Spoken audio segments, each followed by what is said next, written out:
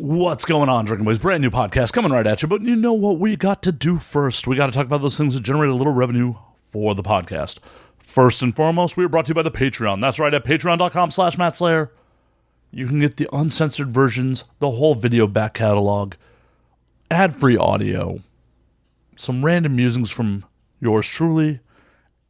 It's probably about to be a bunch of Japan content because I am leaving for Tokyo tomorrow morning. So come check it out at patreon.com/MattSlayer and, help support the show. And the other thing you can do to help support the show is twofold. Share a social media post. Let people know about the show. Just let people know the show exists. And the other thing, pretty easy too. Go to youtube.com/andnowwedrink. Subscribe to the YouTube channel. Helps the algorithm. We like the algorithm around here. So do that. Life's good. Let's get on with it, because I have to sleep a little bit before my flight, and I'm doing this last minute like I do a lot of things. My guest this week is adult performer Adira Allure. This was a fun episode. Adira is a wild, artistic, free spirit. We laugh. It was a silly episode, and I need to sleep. You're just going to have to listen to it. If you were listening to this on day of release, there will be no show next week, as I did not get a second episode edited before I left the country. So I will see you guys when I get back from Japan. So sit back, relax, pop a cold one, and enjoy Drinking Buddies.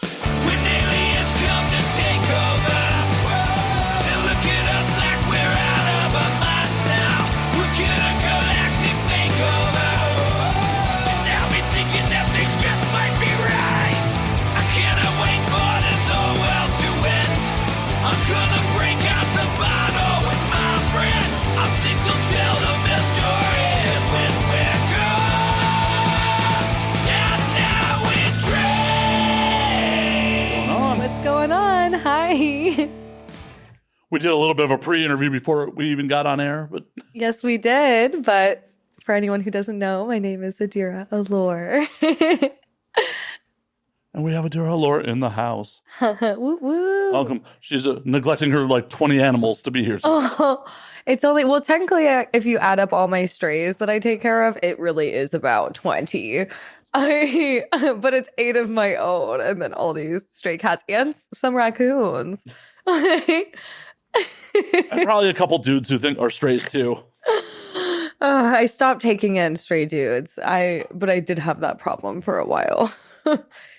These things happen in LA. You just have to set them free. Yeah, exactly. If you love them, let them go. And then change your logs. No, right, because they will come back. They will come back. They always come crawling back. I'm hungry. Meow. Literally scratching. Please feed me. Please. They know I'm a sucker. I am a sucker. Aw. You're just giving those little sad eyes. I'm like, oh. You heard it, dudes. Just show up hungry, sad eyes, and I love to feed. Are you a cook, dude? Sometimes at certain points in my life, lately I have been cooking more. And I definitely do like to cook for people when I'm in the cooking mode. But if not, then I will definitely just be like a sugar mama of Postmates too. I do love just order. Feeding people is honestly a kink of mine. I can't explain it. What, you want to see people happy? Yeah. I don't know why that's a weird kink. Everyone needs food. But it's a selfish thing. I'm doing it for them, but I'm doing it because I like it. It makes sense. There's nothing to be ashamed of there. Oh no, I want to see someone I care about actually happy. Oh no. Yeah, that's true. That makes plenty of sense to me. Good. I'm glad that makes sense. But when you cook, what are you making? Last night, just basic stuff. I'm not super fancy. At one point in my life I was, but that's really time consuming. These days I don't have that much time. But last night I made a filet And I just like cooked up some mac and cheese that I bought pre-made that was like a butternut squash mac and cheese, a vegan one. It was really delicious. And then you did a filet and vegan mac and cheese? Yeah. Well, just because I'm trying to avoid dairy for my skin. Yeah. But I still love meat. I am an O blood type. So, and then I made myself a sweet potato. And yeah, and then tonight I'm gonna make some version of chicken. I don't know what, but I have the chicken. And I was thinking about maybe making it into like a banh mi sandwich and like pickling some cucumber. Oh yeah, real simple stuff. Oh well, that's pretty simple. Like pickling cucumbers, like you can do a fast pickle. You know, you can do a long overnight pickle, or you can do a quick one. And just like put it on with some cilantro and mayo, and there you go. And like just make this chicken and you can have leftover chicken for later. So was this a locally sourced chicken you found on the street in LA? No, it's one that I just got out of my neighbor's yard. Right? Just like it's grass fed. I can tell. Literally. We do have lots of chickens in my neighborhood, though. I bet I could probably get eggs and stuff from them, but I never ask. I just go get some organic, safely treated chickens from whatever store I end up at. Yeah, I'm sure they are both organic and exactly. And these days, like organic it's such a loosely used term, you know, just like everything, like how a word can mean something, or like a essential oil or herb blend could really mean there's like chemicals just doused in it like crazy, but because they like disguised it under this term. Oh, it's wild. I mean, for having a whole agency that's supposed to be in charge of what we put in our bodies, they're just kind of like, some stuff we don't regulate so much. Yeah. Like hell, if you're trying to do any supplements, those aren't regulated by the FDA at all. No. Yeah, it's kind of crazy. Like, oh, hey, did that supplement kill a handful of people? I guess we'll do something about it now. Like, I remember when you could easily get ephedra. Well, yeah. Even like, I tried pre-workout before off Amazon, and something I ordered, I was like, oh my God, this thing is like the strongest thing I've ever tried. Like, my heart was like beating out of my chest. I was like, this is crazy. Like, this can't be legal. Like, what is in this? Lord knows. Well, the thing about it, some of those supplements are made in places like where there's commingling, because that happens with like MMA fighters and shit all the time too. It's like, oh, this pre-workout had steroids in it. Whoops. Whoops. Oops. Luckily, no one drug tests in your line of work. Otherwise, half the industry would be out of business. Yeah, that's very true. Not to point fingers, no. Well, I'm not pointing any fingers at anybody. I'm just stating fact. Yeah. I mean, most of the people in this city would be out of a job if their job's realistically drug tested often, you know? Not just our industry, like LA as a whole. Yeah, who wants to live here sober? I mean, I know you're doing it at the moment. No, well, I'm doing California sober. So I still smoke weed, and yeah, I'll microdose mushrooms and like occasionally do a little bit more than a microdose, but I like the microdose level because I can still be really productive. Sometimes if I do a little too much, then like I'll go through this phase where I like want to take a nap, but not a nap. I'm like, you can nap on mushrooms? No, it's not like, but it's like lazy cuddle. Oh, like, yeah, no, I love that moment. And I like just like want to like have like I go in between like opening my eyes and closing my eyes and like feeling tired, like, but not tired, you know? Oh, I know that feeling all too well. And I don't like that because then I can't like make art. I can't walk around and do stuff. Like I still want to be productive and functioning. See, I'll do anything and go out in public. So yeah, it depends. Sometimes, you know, sometimes I'm more sensitive than others. It really just depends on time, space, what's in my body at the time, the things I've been through in that week, I guess. Yeah, I mean that is the thing you always have to worry about. Is like, am I in the right headspace to be out in public while tripping? Yeah, totally. The first time I ever tried a psychedelic properly was I was like 21 maybe, and I tried LSD, right? And I was out on New Year's, and the minute it hit, I was like, I have to get out of here. Like, I do not want to be around anyone, especially not like hundreds of strangers in this warehouse. Like, get me home. Someone drove me home. I was like, I just want to be alone. Yeah, my friends in the 90s who used to like candy flip, like, I don't know how they did that. Like, they're going to do That's E and LSD, right? Yeah. Okay. Like, you're going to do E and LSD and go to a rave? The fuck, man.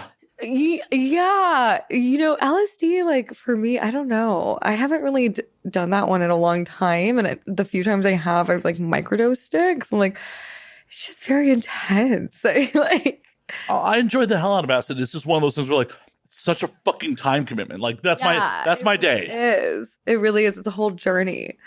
But it has its time and its place. Oh, it does. The last couple times 2 out of the last 3 times I've done it were like, I had already been drinking and then got offered it. I'm like, yeah, I'm in. I'm like, one of them was my birthday in 2020, like right before the pandemic. And it was just like, why did I agree to do acid at fucking midnight in the bar? Does it just cancel out the alcohol? No. Okay.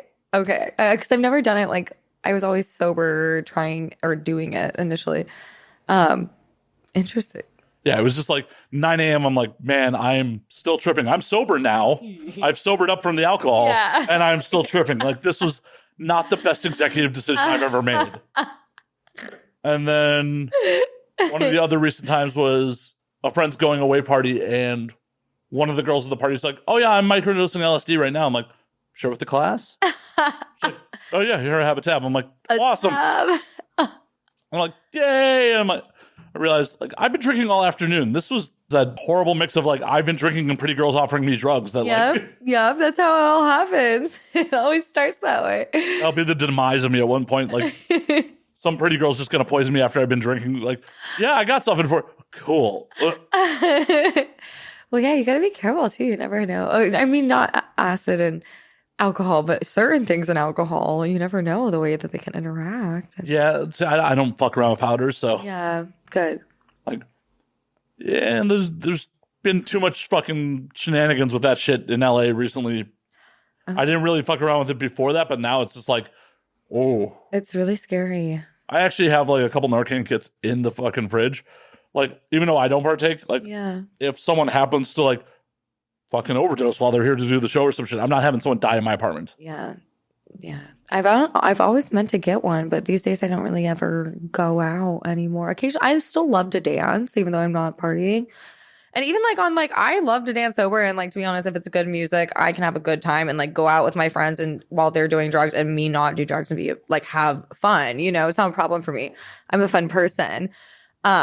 But I've just never like taken the initiative to get one of those kits. I've never honestly seen anyone in the last, even when I was on the party scene, I haven't seen anyone ever overdose in a space I've been in. But it's like, I'm sure if I did, it would probably break or like create a whole new different type of fear in me where I'm like carrying them around in my purse at all times, like. I've never actually seen anyone overdose.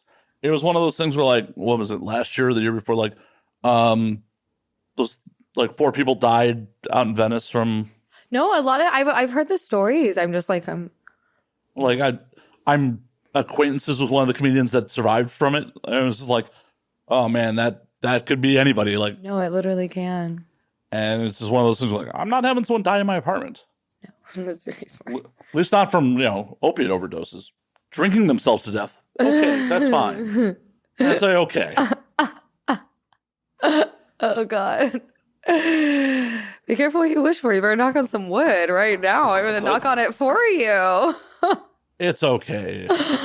No one, usually people don't get that wrecked on here. I've only had someone puke from doing the show once in the last couple of years. So really? Yep. That you know of, at least. Well, at least in my apartment. Yeah. I wonder how many people have secretly puked the minute they left here. Oh, I'm sure it's happened. Or in their Uber on the way home. Yeah, the show might be responsible for some Uber cleaning fees. Oh, man. You're not drinking tonight, but when people are drinking, I go, this is a self-service show. You fucking pour yourself. Like, yeah, be responsible. You're an adult. Yeah. Pour your own. Yeah. I will happily provide the bottle for you. And like, if you're getting a little too trashed, I might be like, you want some water? Want to slow it down? But and they'll be like, no. That has definitely happened. Give me some more. That has definitely happened. Yeah, I know. When I get drunk, I'm like, drunk me. Don't tell me no. Don't try to cut me off. I'm like, I can hang. Gimme. Well, we don't have to deal with that tonight. No, I'm going to be a good girl tonight. Yay! No, I'm well behaved. I'm good. I'm sure the audience is like, boo, well behaved. To be honest, I'm normally the one that's taking care of my friends. Like, even when you said the Uber thing, it reminded me of a funny story of one of my friends where, like, we all grabbed, like, my other homie picked us up in his Uber, like a giant, like, Lux one, the most expensive one. And we get in and she's, like, in the back seat and she secretly barfs everywhere. And when we got in the car, he knew she was drunk, and he was like, if this bitch pukes in the Uber, like, she's paying for it, she better not puke in here. And then she secretly did it. And then, like, he's like, I'm gonna fucking kill her. Oh, that's so cold-blooded. You just ruined, like, 2 people's nights with that shit. Like, that Uber driver's just done for the night. Oh my God. I wonder how long it took the Uber to, like, realize, does he go through the car every time he does a ride and check? Because she was all the way in the back seat. There was, like, 3 levels or 3 rows. I'm sure eventually it's going to start to smell. Yeah, but to be fair, it was mostly just, like, alcohol. So it wasn't, like, food. Like, it wasn't, like, a super acidic, stinky vomit. It was probably the least smelly of vomit that she could have produced. So I don't know. I'm like, did he make it? Imagine if he didn't catch it and he gives a ride and someone is like, bro, there's puke everywhere in your back seat. Like, ew, I'm just like, what happened to that poor guy? Sorry. What? He's getting a 1 star. He's like, I remember this bitch from Halloween. Oh, you weren't in costume? Oh, no, this was last Halloween. I was in costume. He's like, I have no idea. Like, Batman puked in my back seat. What the fuck? I can't remember what she was dressed up. Oh, now I do. Yeah. Don't give it away. Don't. No, I won't. I am not naming and shaming. I love her. It's probably past the statute of limitations. I don't think he can get the charge in now. Whatever. He got his cleaning fee. It is what it is. Even though it's unfortunate. I mean, I'm sure Uber has their own place to get it clean. But I know one time I gave a manager a ride home and he puked all over my car. And I went to a place to get it cleaned and I was honest. I was like, my manager puked in here. And they were like, ew, no, we're not cleaning this. We don't clean bodily fluids. I was like, shit, I should have lied. But spilled a smoothie. A meat smoothie? It's really stinky. Sorry. Spray, like, I don't know. Spray something on it. Right? Just steam clean it, please.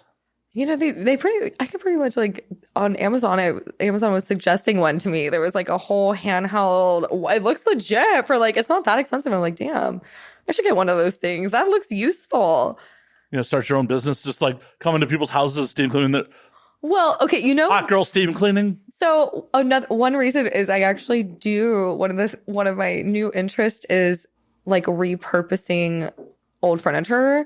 Like, I love finding free, if I can, like, free, like, other one man's trash is another man's treasure, and I'm that man, and I'll, like, find something that I see a vision of and pick it up. And I keep seeing really cool, like, old vintage couches and stuff, and I want to learn how to reupholster, but I would want to, like, get it and immediately steam clean whatever I pick, from, like, a stranger. Like, who knows, especially an old vintage one, like, years of whatever debauchery could have gone down on that couch. So I would like to, like, steam, and this thing is portable, so I could be, like, steam cleaning it, like, before I even put it in my car. And then I got a good hustle for you.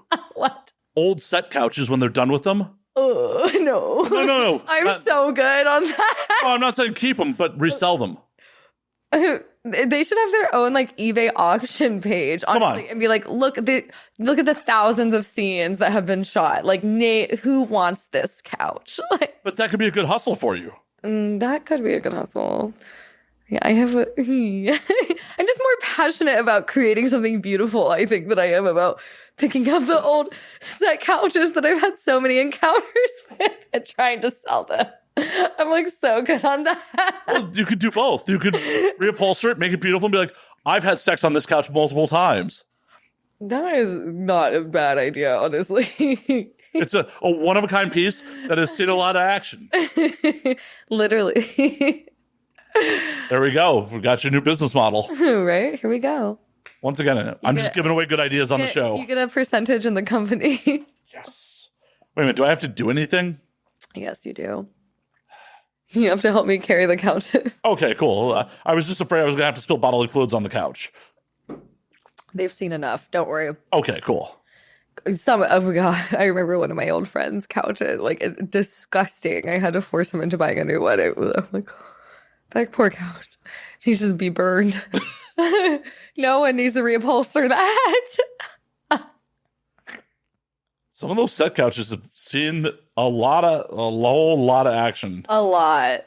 I was on set for Mind Geek last year, and like me and the lighting guy were commenting in the middle of the scene, like just because neither one of us care about the actual scene. Like, holy shit, that couch is touching the floor while they bang on it. Like that has no springs left in it. They need a new couch. This is Mind Geek. You guys got money. Yeah, seriously. Yeah, I'm surprised some of them still look as good, to be honest, because even I bought just like a cheap white one for my artist loft, and I've shot some scenes and stuff on it, but not a terrible or a tremendous amount, not terrible, a tremendous amount. And just from like normal, like me and my friends sitting on it and stuff, it's gotten stained and dirty, and I've tried different products to like clean it, and I'm like, this thing looks gross, but nothing gross really has happened. Like maybe I've squirted once or twice on it, but like I immediately cleaned it afterwards. I didn't like let it sit there and soak and fester. Oh no, doesn't squirt just evaporate? Well, squirt, if anything, the squirt, like when it's at that level, I feel like it's a cleaning agent. like it's like sandblasting it. Yeah, it's like bleaching it. And so, but no, so yeah, I'm like, I don't know how some of these couches look so good from what they've been through. Like, I'm impressed. I guess baby wipes are the key to fucking cleaning I clean my couch a lot. Like, I feel like I weekly am like trying to scrub it down and make it look fresh, and it just is like, I just put something over it because I'm like, I'm tired of looking at it like that. You're like doing the 70s grandma thing. You're putting like plastic wrap on the couch. No, I have this okay. So I did a scene for Cherry Pumps. Do you know Scott Wallach?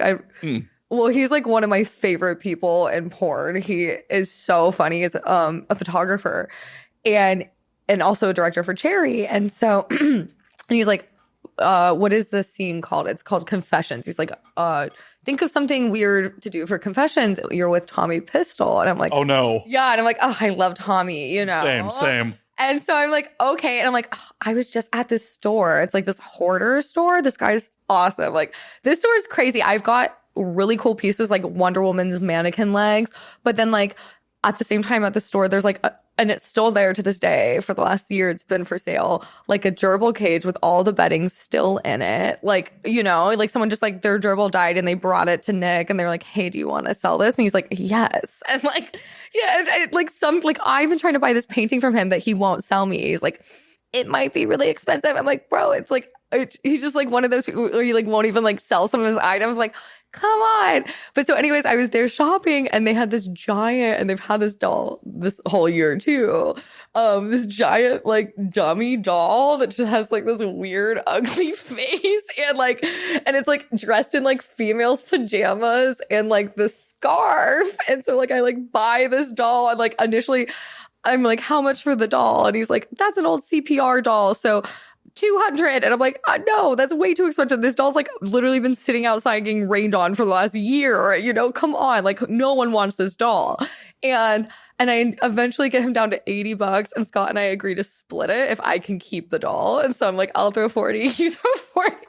And like, it's like started this whole like saga of like, and like we like made it like a voodoo doll and like dressed Tommy up like it, and like it just like got all weird with it, and like but like I've like dragging it up to my loft and like back and forth from my car, like have like all these like videos, and like I think that this doll is a guy based on the face, and you know you should never judge a book by its cover. I like end up undressing it and it has like an actual vagina. Like the CPR doll like comes with a vagina, and so I have like a video where I'm like, you know, initially I was told this doll was for CPR, but I'm starting to think that other things were happening to this doll. Yeah, last I checked, you can't give it. I'm sorry, I just kicked the camera. Last I checked, you can't give someone CPR through the vagina. No, I'm so like. Otherwise, that's going to be my preferred method going forward. Oh my God, it's so funny. And like, I have all these other video ideas I still want to do with her. I've been a little busy, so I put it to the side. But like I've like dressed her up like I was a cop, and I just like dressed her up like Pretty Woman, like in her escort outfit, kind of like me like arresting an escort, you know? Like I don't know, like and just like shot like a TikTok video with her, and I like it's so funny. I put a string and a needle through her mouth, and I made her talk. So like you know that part of Mean Girls where she's like or she's like you can ask me anything. I'm like I'm not a regular mom. I'm a cool mom. And then Regina's like, please stop talking. So like I do the part where I'm like, I'm not a regular cop. I'm a cool cop. And then like, I'm like, right, Regina. And then I go to her face as a close up and like move her mouth. It's so funny. That is fucking ridiculous. Yeah. But anyways, the scarf came from her and it's like super long and covers this giant couch. And it looks cool. Like it actually, so I'm like, oh, nice. Like I'm gonna put that there for now until I figure out what else to do with this ugly couch that I don't like anymore. So when is the mannequin getting its own TikTok? I need to work on it. That's actually on my list of things to do. I need to get my YouTube Shorts page going. I want to do my first TikTok has definitely been shadow banned, and so I basically want to like put all my super safe stuff on a new one.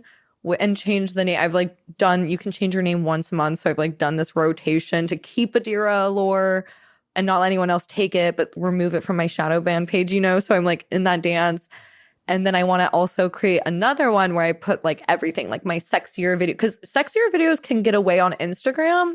Oh yeah. And it's really interesting. I posted one on TikTok and they immediately shut it down, but then I rebutted it. And one of the options was Instagram let me post it. And I clicked on that and it reviewed it and let me post this video. And I was like, what a weird rebuttal, but okay. So I'm gonna like now create 2 new ones where like one has definitely like sexier, riskier content because that might hit and trend, and then my other safe one, and then I want to get it on YouTube Shorts, everything, and like YouTube Shorts is the way. Yeah, it's crazy. One of my loft neighbors, he is a streamer. He's like that's all he does for his income is stream on different platforms, and he posted one video of us wrestling in the hot tub. And like normally, like his YouTube Shorts, I checked out his page, like maybe like max would get like 2,000 views. And like 13 hours, the one he posted of us wrestling got like almost 30,000 views on his page. So I was like, whoa, I need to get on here. And like him and I did like a boxing, he boxes, and we did like a little boxing match live. And like, so I'm trying to link with him, but I've just been busy and why am I not getting girls to wrestle me? God damn it. Yeah, you should. Boxing is great exercise too, I will say. Like, whoa, it kicked my ass the first I wasn't hydrated enough. I made that mistake and like immediately I was like, whoa. Yeah, I don't want to box girls because like most of the people I know will actually punch me in the face and this is the moneymaker. So yeah, exactly. Like, no. We can wrestle. I have the weight advantage in most cases. I'm not trying to go on my own social media and lose. Come on. Emmanuel definitely beat my ass in that one. But I got a few good ones in. It was so funny. I like clipped a little video and sent it to my friend. And he's like, why are you wrestling some 6'5" man? Like, see, no one's going to get too upset about me wrestling girls. But like the minute like a dude my size or bigger is punching a girl, like even with face guard, mitts, gloves, whatever. It wasn't like a bad look. It wasn't like punching, but it was more just like, yeah. It's still a bad look. Yeah. Well, we're crazy, so fair. I'm sure it went viral as fuck, but yeah, I don't know how many or what the analytics of that one is. To be honest, it was the night that I dressed up like Kill Bill, Brazzers Kill Bill. I put because her name's Black Mamba, right? So I put a real little katana thing that I bought on Amazon that's like a weapon, and I put it into a giant dildo that I got at BBC. And I walked around like swinging this BBC dildo. No one even realized I'm carrying a weapon. And I like cut Brazzers logos out and like glued it onto the sexy Kill Bill outfit. It was so epic. So I was like so concerned about that I didn't even care about how many people didn't watch us fight. I was like, all right, get out of here. I gotta go run around and get a picture of me looking like this. That's amazing. That was like my most inventive costume in a few years. I was like, bravo to myself. I was really proud of that one. What did Brazzers think about it? They liked it. And like when I initially hit them up, I like sent them like a month before. So I was like, hey, I kind of want to like dress up like this. This is my idea. And they're like, because initially it was inspired by, they sent me a thing of gear and they had one set where it was like a zip up top and these like tight pants. And like, I was like, hey, do you guys still have this line in yellow? Because I could make that work as the costume very easily, you know? And they're like, no, we're completely sold out. So I was like, okay, but they're like, we'll send you some things to like accessorize your outfit. And so out of that, I just ordered the other thing on Amazon and just glued it on. It was really the dildo. That was the best part. I was so proud of that. I was like, there's like a 24-hour smoke shop where I live and I like went in there and I was like dancing around with a dildo and like the guy's my homie, so he like lets me do whatever I want and I'm like twerking and dancing on the floor and there's like literally like a guy in the background buying cigarettes and they're just like talking. They're not even looking at me. Like it's so funny. And I'm just like twerking, like doing my thing.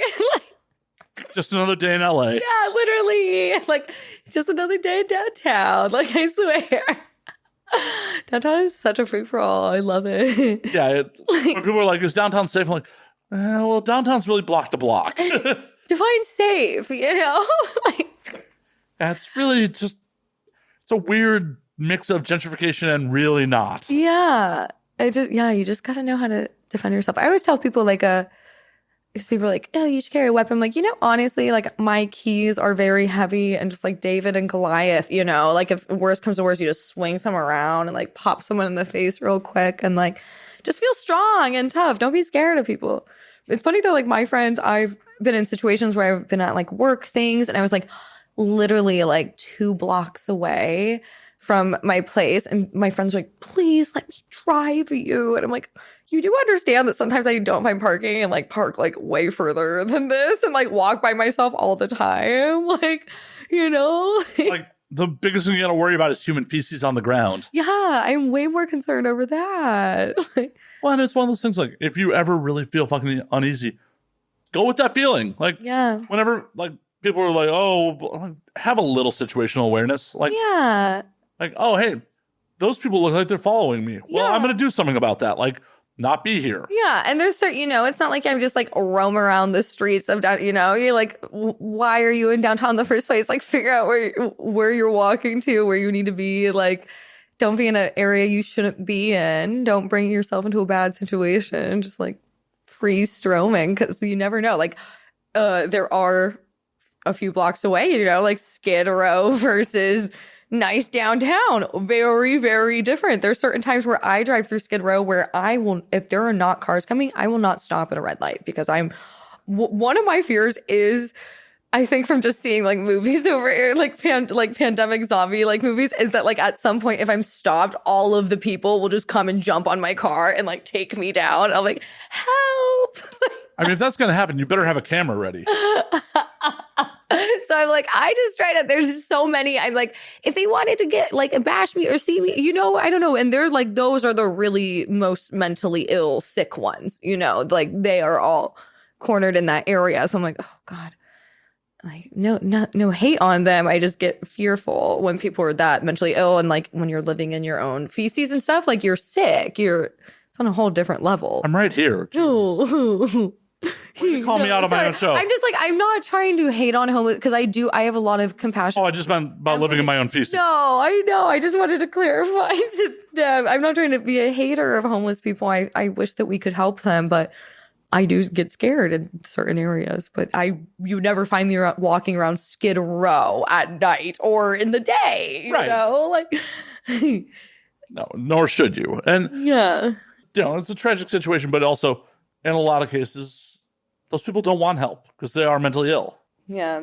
To get real for a sec, like that's part of the problem is a lot of people, once they've been outside for a while and gotten accustomed to it, they don't want to go back inside. No, it's true. It's very true. As we talk about the plight of homelessness. I think you become like, it's almost like animalistic, like you like lose your sense of humanity a little bit and like it becomes different. And then to be fair though, I've met like all walks of homeless people. When I was 18, I was working in Venice Beach really close to the boardwalk at a dispensary. And we had this whole arrangement where the green doctor guys would walk the people they just signed up directly to our shop. We would like hook them up with weed. So like, and like most of those guys were homeless, and like a lot of them like were like these like came from rich families and chose to be homeless. And then I like have lived in this area for a long time, and I've seen like the degenerate homeless. I've seen the extremely mentally ill. There's one homeless lady that walks around my area that for years and at first terrified me when I first moved into this area. Like she walks around screaming, like she's like,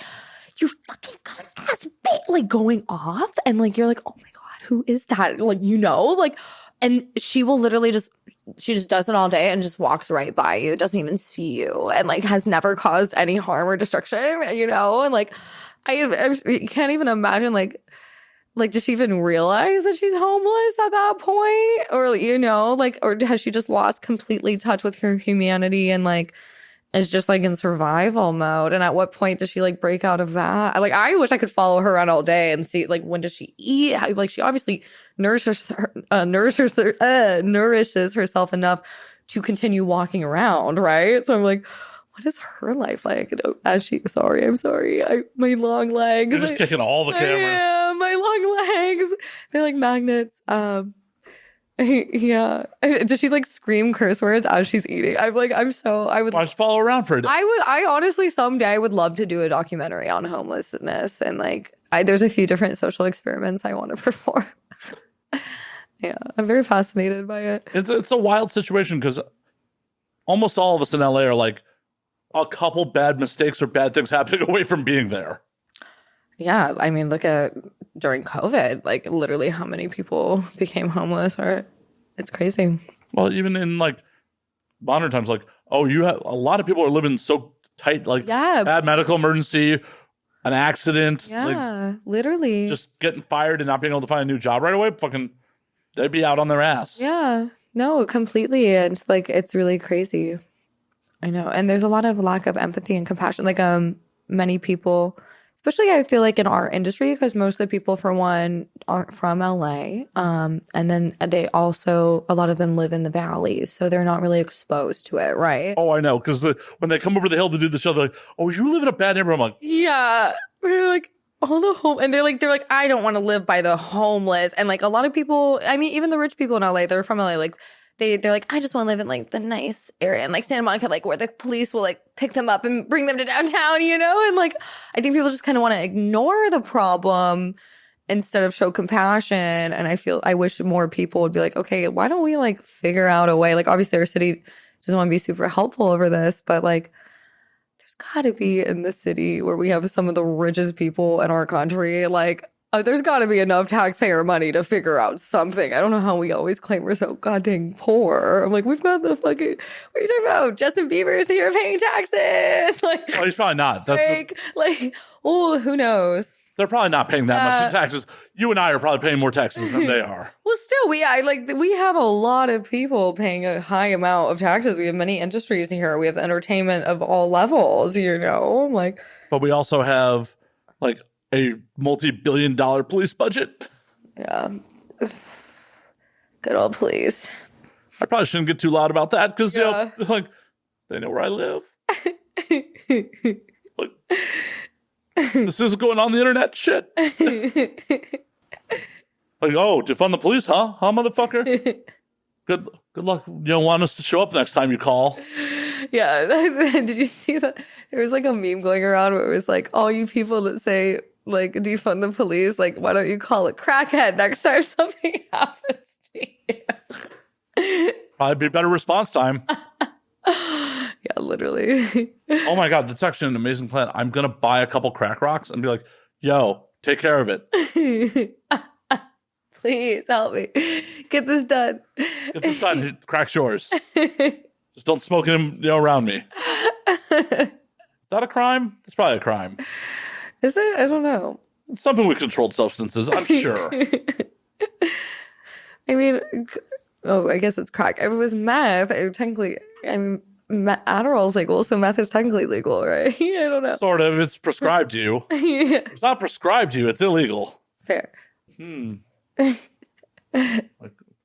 couple crack rocks, I could get some shit done.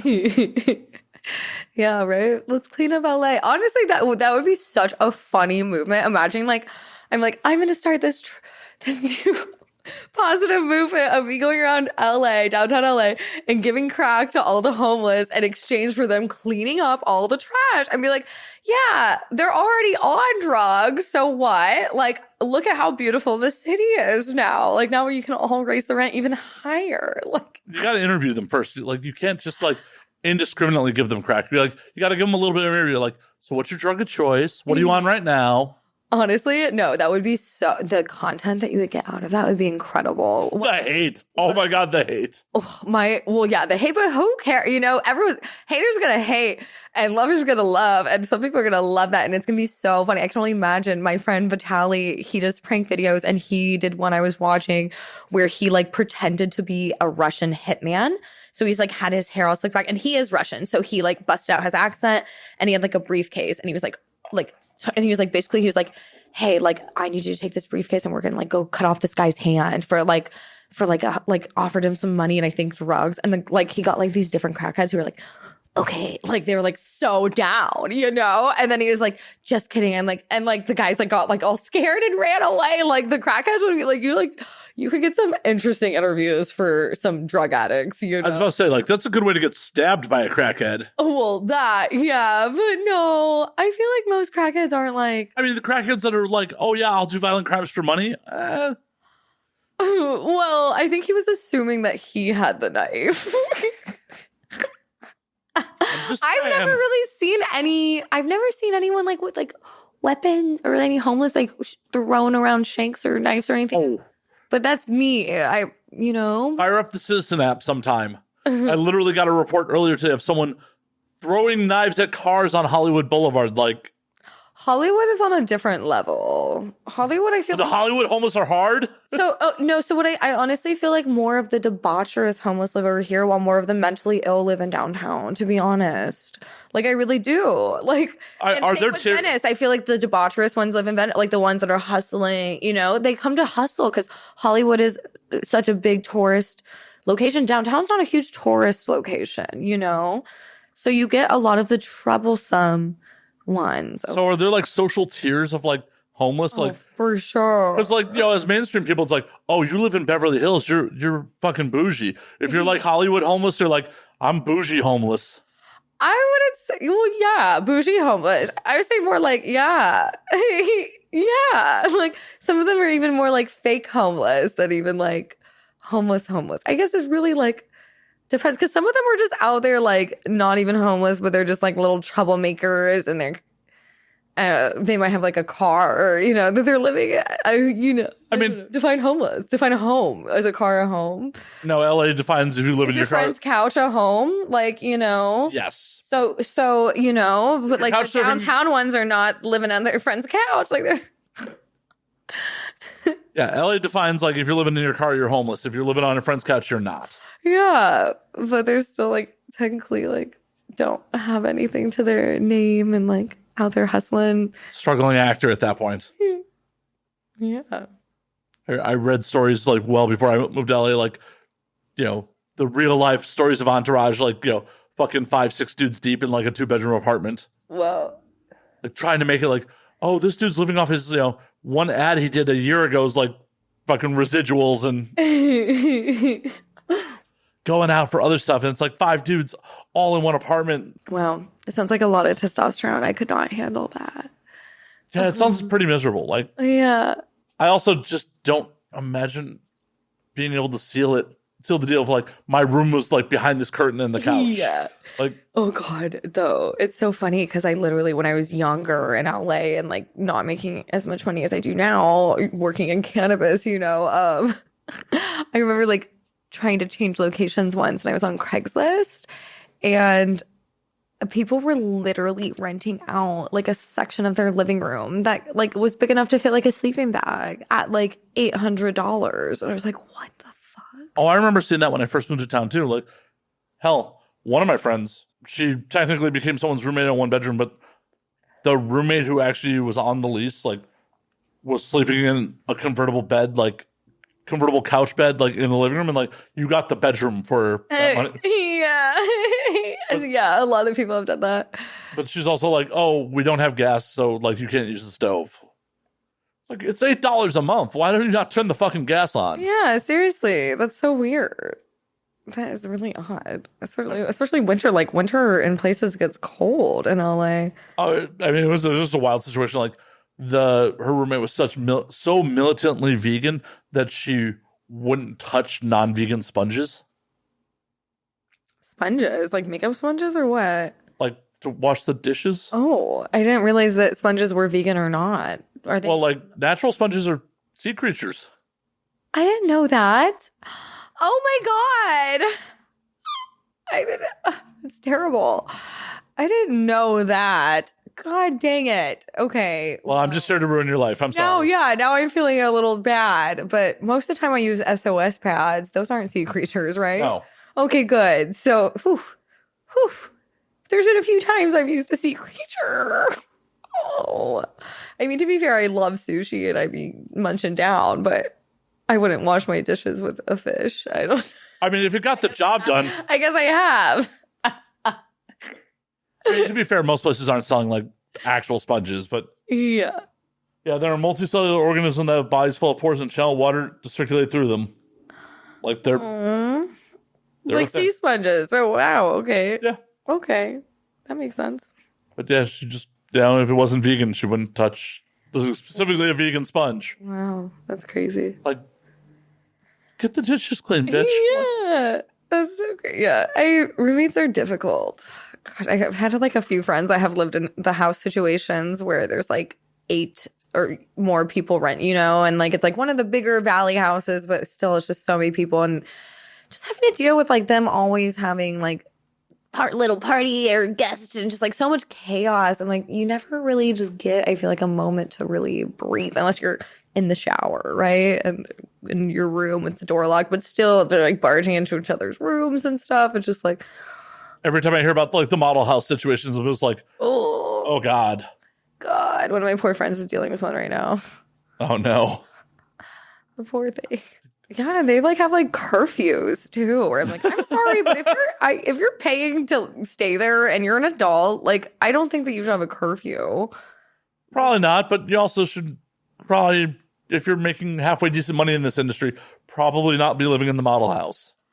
Well, the first few times, when you're coming out, and you're told that it's a normal thing and you don't know anything else, and then it takes you a minute to make connections and figure out what to do, because in reality it is quite expensive to do another option, whether it be like Airbnb or a hotel. Like those are both very pricey. So it's just, yeah, I can understand why someone would see this option of spending less and be like, "Oh, that sounds like a good idea." So you're in a house Don't with know till you know, right? 10 girls that are 18 to 23 and Yeah. full of drama. Yeah, I can only imagine. Luckily for me, I started porn already renting a place in LA, so I never had to experience that. I've only heard the stories. The one time I tried to move into a model house, they realized I was a dude and like kicked me right out. Like I went to do Pretty Girls and they're like, "Wait a minute." I'm like, what are you doing here? How did you get past security?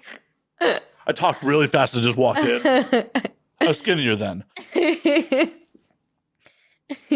Didn't quite work out. You're like, I brought my camera and blended. Yep. Like Fox in the hen house, Fox in the hen house, get him out. I kind of have to pee. Well, you can go Am I pee. allowed to take a pee break? You're allowed to take a pee break. Okay. Please don't pee in the chair. Okay. Should do a squirt show. Ooh. Well, let me get the camera set up differently if that's going to happen. I'm not doing that right now. I appreciate that. And we're back from pee break. Yes, we are. That was a really good pee. Whoops. Okay. Well, that answers that question. I was going to see how that was. Yeah, it was so lovely. Pee is on a very fine line of an orgasm, in my opinion. If it doesn't feel good to pee, something's really wrong. Yeah. Especially when you really have to pee, like when you're about to pee your pants pee. That's the best. That wasn't that, but definitely had a lot of those. And I've had a lot of accidentally just peeing my pants. Couldn't hold it. Couldn't get there. Like driving home from a squirting scene. Why didn't you pee before you left set? Okay, I literally live on the other side of town from pretty much every set. So most days I'm like driving an hour and a half to 2 hours home from set, you know, in the traffic. And I did pee when I left set, but the way that I hydrate when I squirt, like I'm on a whole nother level. I can like, it's kind of scary how much water I can put down. Surprised I haven't overhydrated and like died from. Yeah, you could die from that. No, I know you can. And I've definitely, I mean, I have overhydrated before and it's gnarly. I get really sick. My brain stops working. Like people ask me questions and I can barely process what they're saying to me. Like I'm like slow and just like weird. And then like I get like bloated. My tongue gets swollen. I bite my tongue a bunch because it's so swollen. Sorry. And it's really, terrible. But you know, there's just times where I'm pulling over, and since COVID, pretty much every gas station bathroom is closed. They do not let you in. So like most of the times I'm popping squats on the side of the road, or I'll like, if I can find a place to pull over, I'll get into my passenger seat and just like open the door and piss out the side like a stream. And like, I'll just go to McDonald's. Well, sometimes you can't find one. Sometimes you gotta go. You just gotta go now. Like there's no waiting, or you're just gonna pee your pants. And I'm not about to pee my pants and be like sitting in my pee and get a rash, you know? And and there's these things called travel johns, which I have some of them. And sometimes I just don't have them in my car, but they're actually pretty cool. They have like a cup on them and they like come rolled up, but they unroll and that they're full of like this sand gel like stuff. So you pee into it and then it hardens. So it's cat litter. Pretty much, yeah. But it's just like kind of like sometimes I've done it and like accidentally like peed out on the outside of it and like peed on my seats. I'm like, ugh, I don't really like to do it when I'm driving because it's hard. Whatever, just claim it's squirt. It's fine. It is. Well, it is. At that point, it literally is. Like, I've drank it and it's even tasted like Pedialyte, you know, like my squirt tastes like strawberry Skittles. It's so good. Which is like, you can just keep rehydrating yourself off of it. I wonder if like, at that point, like if you, how many times it passes through as electrolytes until you like would become dehydrated from drinking it, you know? When would it go back to being pee if you just continue to? I mean, I think you just have to check the color. Well, yeah, that's what I'm saying. Like, I don't know. I've never tried that. Well, there's an experiment for YouTube. My brain is so weird. I'm such a weirdo.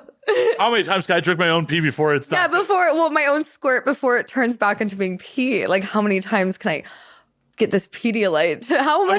What bang can I get for my buck with this Pedialyte? So I'm wondering if like you could take like pH strips and stick it in there and like test the pH level of it. And see what it comes down to every single time. Yeah, be interesting. I don't think you could do it as a short, but I think you could do it as a video.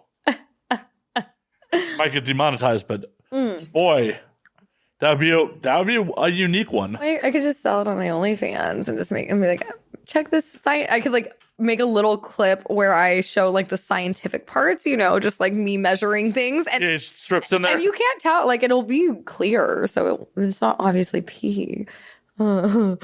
And like me in like a lab coat and CPR Sally dressed up in a lab coat as my assistant with a little beaker, and then just like and then be like, join my OnlyFans to see what we did. And then it could be cool because I could be like squirting, like masturbating, like squirting into the sample cups in like the sexy scientist outfit, but like naked under my lap.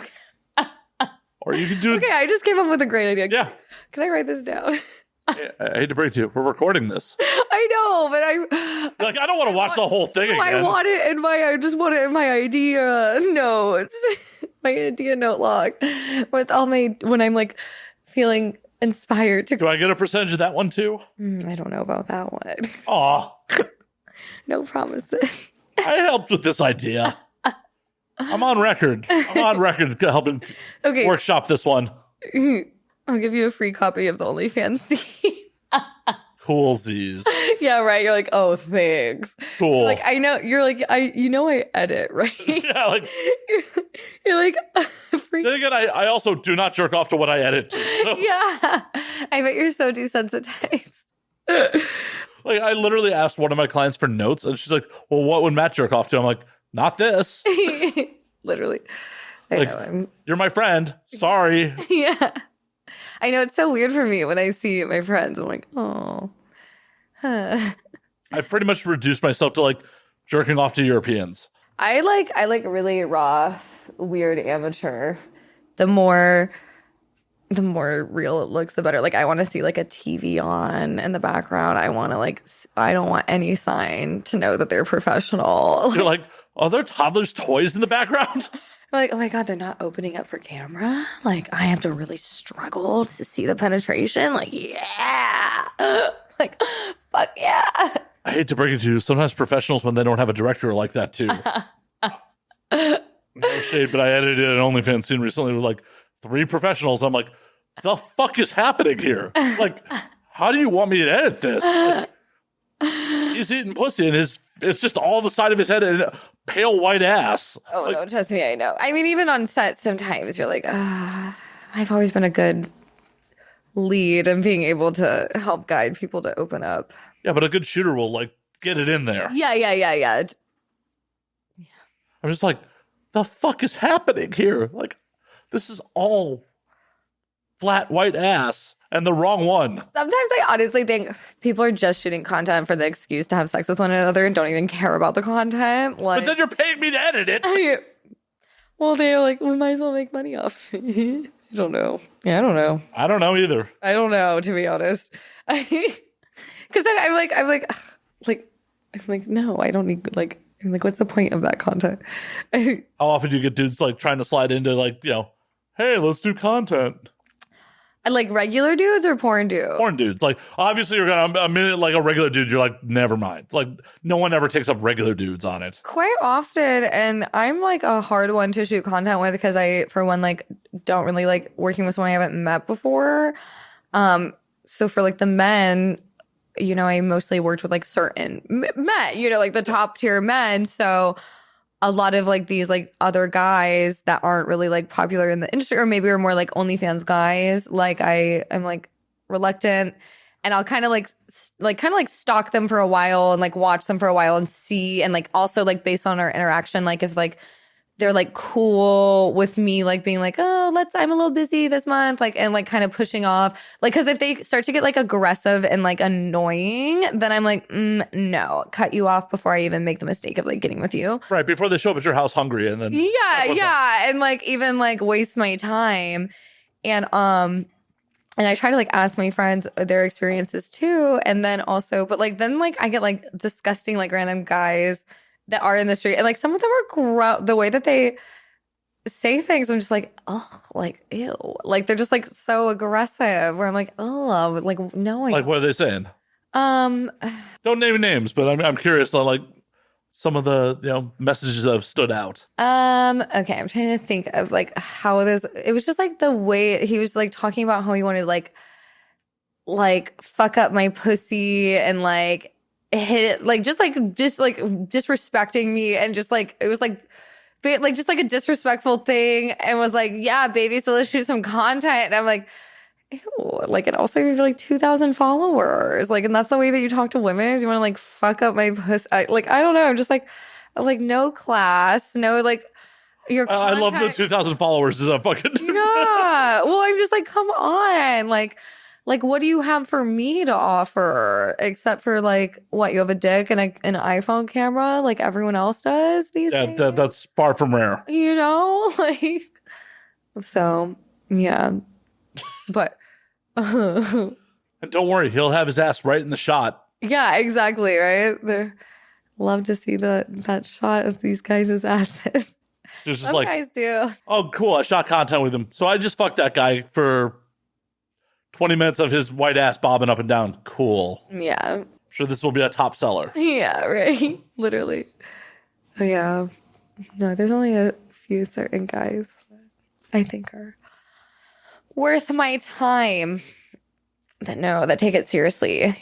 And they're not, like there's like the guys I think that are just doing it to fuck and just want an excuse to fuck everyone and everything that walks. And then there's the guys that are like professionals and actually care about the content, and it makes a huge difference. And they're also good at fucking too. I don't understand why the guys who just want to fuck just don't own it. Like, hey, I think you're hot, let's fuck. Like, yeah. Well, and there's been a few times where I've wanted to fuck someone you can be like, oh yeah, you're hot, let's shoot some content. But I've like owned it and be like, yeah, I want to fuck you. Like, yeah, who are you? Like, let's fucking have some bare sex and film that shit. Make some money. Like, there's nothing wrong with that. That's a good life. That's what we all joined, right? Right. But it's not everyone that I'm attracted to. I'm very picky, so. There's nothing wrong with that. Yeah. Like, oh my God, you're allowed to be attracted to whoever you're attracted to. Oh my God. No, I know it. I feel like people try to, I don't know, there's like this weird expectation.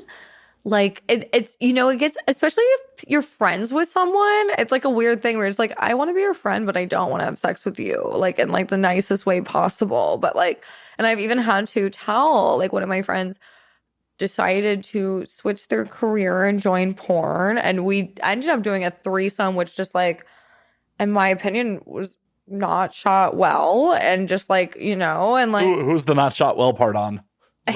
Him, which normally the stuff he shoots, incredible, right? Like not porn stuff or like just a girl doing porn and not him being involved. But like him being involved, not shot well. And also, he has like no follow, like, I'm to the point where like if I'm collaborating, like I want it to be beneficial for me too. And he like, again, was like trying to shoot multiple times. And like, I don't even care if he hears this because I said it to his face. I'm not shit talking.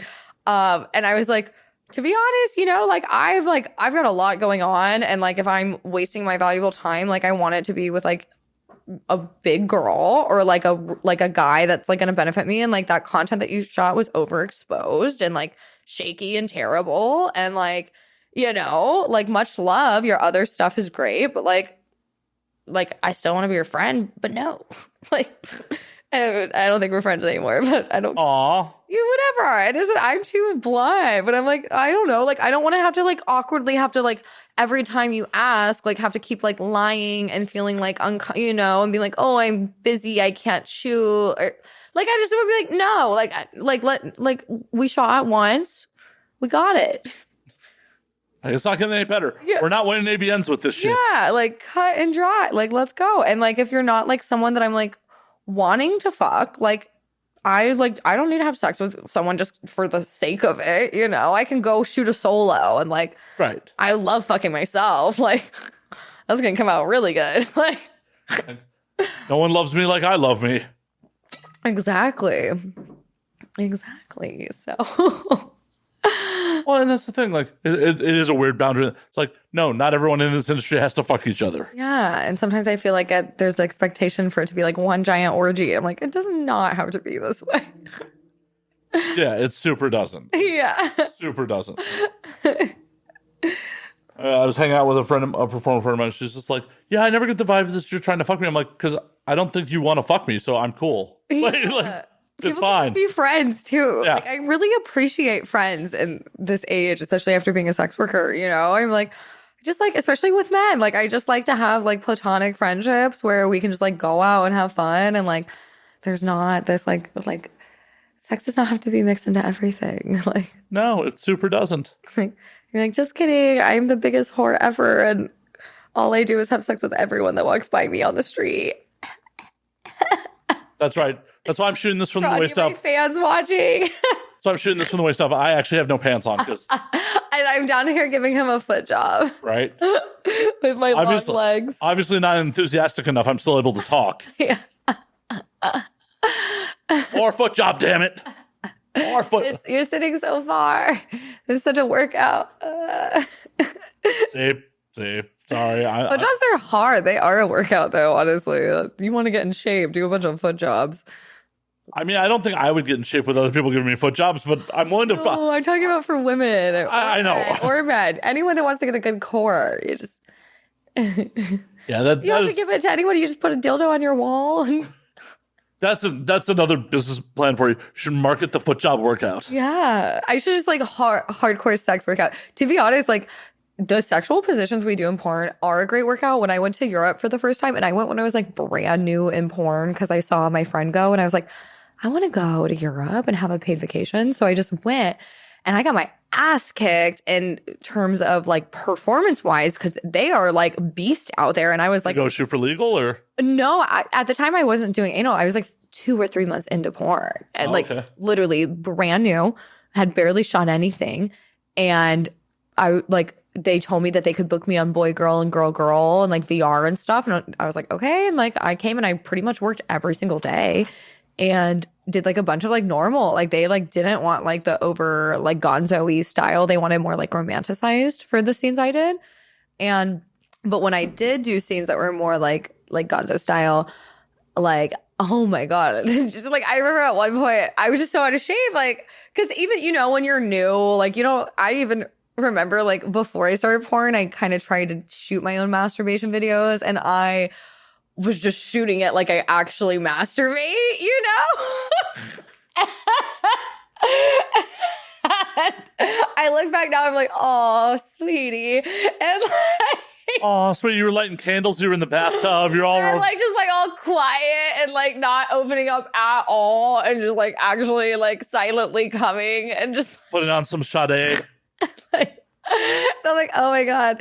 And so, and like when I performed, I didn't know how to perform it for a few months. It took me a while to kind of like get the hang of it. And, but then in Europe, I was like, whoa. And then I came back to America and I was just like, I'd be like sitting in my doorway and like be like doing like the squats, like standing on your feet, but squatting on the dick and just like do that for like 3-4 minutes at a time, like every day until I was like, yeah, like I'm like my core. Yeah, and then I became a beast. I was like able to fucking ride dick like crazy, and like at first I was not ready. It is a workout. It's a boot camp. See, why is no one selling that shit? Yeah, they really should be. I'm like, okay, ladies, now we're gonna go into reverse cow. Everyone, move. So you sell a branded dildo with the foot job course? Honestly, though, this would be, I feel like this would be a really funny TikTok for me to make. I'm going to go home and make this tonight. Because I can do this in a workout outfit and it'd be appropriate and just be like, Adira, Laura's like, and just make it like really, I think if I exaggerate it and like dress like all 80s, like sweatband and like, I'm like, okay, now. Warmers and shit. Yeah, like reverse cow, you know, and like just make it ridiculous, then I think it would be funny. But who knows? You never know until you try. I'll take a kickback from that too. Okay, well, so far my TikTok is not on a level where you would be wanting a kickback. If that video, nothing's better than nothing. I need a kid. That's why I really need to do my computer stuff. My like projects. I'm much better at doing my fun projects first, and I put off all the boring computer stuff last. I mean, that's just how it goes. Like whatever's actually entertaining to you goes first. Yeah, I know. It's the goddamn worst. Like, because I edit some stuff where it's just like not porn, mainstream stuff, and not exactly content that I'm into. It's just like I know this should only take me a couple hours. Yeah. This is taking me all day because I got to stop. Oh, YouTube's right there. Yeah. All down that rabbit hole for an hour and a half. Like, oh shit, I'm now behind schedule. Yeah. Like the minute you leave here tonight, I have to go back to editing. Yeah. Oh, God. Like I have 2 projects I have to do tonight. I do not miss that life. I swear. Especially for me. Like I really hated editing photos because I would sit and like stare at it for hours, you know, and then just be like, then like the way I was seeing the colors would just completely change. I'm like, I hate it. And like try to go back and I just like end up starting over and I would like never get it to the point. And then I like save it on my computer and then look at it on my phone and be like, God damn, it looks so different. Editing's hard. It really is. It's so monotonous. Depending on the project, yes. Yeah. Some of the stuff I do, I get to like, it's almost like creative direction with it. So it's just like, oh, I can try to get a little wild with this and like do creative things. And yeah, those projects are fun. Porn's boring. Yeah. Porn's like super boring. And it's just like, oh, I'm color correcting. I'm cutting away from people cutting. Yeah. I'm adding some cross dissolves here and there when they're changing position. So literally. It's not awkwardly fucking people trying to roll over to a new position. Yeah, it's just like the same thing. Same but different over and over. I will say like editing my TikToks and stuff are fun because I have a vision of what I want them to be. And then it's like a puzzle, right? Yeah, like I get to go through and make, okay. Like, yeah. But no, porn, no. I used to love editing my porn. I'm like, yeah, like it's a chore at times. It's a chore. Honestly, it's just like, cool. Wow, you shot this like shit. Now I gotta fucking punch it in. I gotta add camera movement. Yeah. I never thought I'd be like, I'm actually irritated at looking at porn at times. Well, that's what, you know. Be careful doing things that you love for work, because they say it can make you sometimes get irritated with it. Right? It's like the old saying of like, do what you love for work and you'll never work a day in your life is a lie. Yeah, and then you'll end up like be like, oh, I'm burnt out from what I love. I have too much of it in my life now. It used to be a hobby, now it's a chore. Yeah, thankfully I still really enjoy doing this. Yeah. Sometimes editing it is like, but the actual podcasting part I still enjoy. Yeah. Because it's one of the things I love this medium, because it's one of those things like, how often do you actually get to sit down with someone and bullshit and like neither one of you are looking at your phone? Yeah. You actually have to have a real conversation with someone and actually be engaged in the conversation. Yeah, it's not often. Right. And I'm old enough to like, I remember when we used to do this on the regular. Back in the good old days. Used to hang out in coffee houses and chain smoke cigarettes and just hang out. Not a phone in fucking sight. Yeah. There's no proof of any of the shenanigans from those days. I know. God, I have missed those days myself. I'm like, even though I'm warped into my phone because I have to be, but it's like so much. If I didn't have this brand and have to be part of this, I would not be a phone person. It's quite taxing. I don't know how some people do it too. You know, there's like I do get back to a good amount of people, but I'm not able to communicate with everyone that messages me. And there's like some people that like, they're on Instagram all day. I'm like, do you guys not have a life or a job or anything? Like, that is their job. Like, not some of them, though. I'm like, what are you doing with your life? What is this, like, glue on my hand right here? They're just feeding the dopamine of like, oh, I get responses, I get likes. Yeah. Literally. This world. It's crazy. Instagram is more important than a job resume these days, literally. Like in entertainment, yeah. Or just in anything. Like people, like I feel like people would rather see your Instagram than even like care to look at. You know, they like want to see like how cool you are, who you know. Like, oh, even like it was funny. Even when I had I wouldn't consider my amount of followers just like huge. Like I'm at like almost 200K on Instagram after being deleted and stuff. That's still pretty fucking big. Yeah, but like even when I was at like 15 or 20, like I remember like being out in LA and like people like, let me follow you on Instagram, and they like see it and like literally their whole demeanor would change. Like they'd be like, you know, and like suddenly you're like look at you like you're like someone of value, and it's just like I'm like, oh, you fake ass motherfuckers, I've been so fake. Well, that's why some of my friends in LA like who work in like mainstream, when people ask them what they do, just will not. I've had a friend be like, I won't tell you. Yeah. Like, no, I'm not letting you try to ladder climb for me, motherfucker. Yeah, literally. Oh, that's like for me. I'm like, I'd rather know if a person has pets and like what their relationship is like is with animals than I care what they do to make money, unless they like are super passionate about it and want to share it, you know. But like, I'm like, I never understood why we define ourselves so hard by this is what we do to survive when we're all like trapped in this existence where we have to work to survive, you know, like. No one chose this life. We're all doing it. Like, so. Well, in theory, if you're entertainment, you chose to work in entertainment. No, but I just mean in general. Like, you got to pick something. We didn't choose to like decide that we have to work in order to be on this planet, right? So I'm like, we all have to come up with a way to make money. So why is it so important what people decide, you know, or like what people land? Like, not everyone, but the way that it's treated, like people almost. I don't know, like your job like equates to what kind of person you are. Like, well, are you a cool, good person? Are you like, you know, like someone because there's like, so there's some implied social value, especially with entertainment, because so much of entertainment, like in theory, there are a lot of people vying for these jobs. Yeah. And if you're successful in it, that means someone else who's potentially cool signed off on you being a cool kid and let you in. Yeah. In theory, especially if you're in mainstream, like, if you're on a movie set, that means a casting director, an agent, a director, producers all signed off on you being cool enough to get that fucking part. Yeah.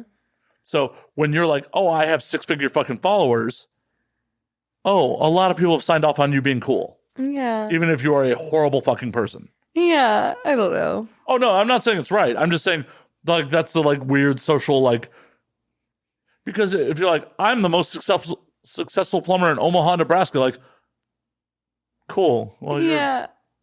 People need plumbers. people don't necessarily need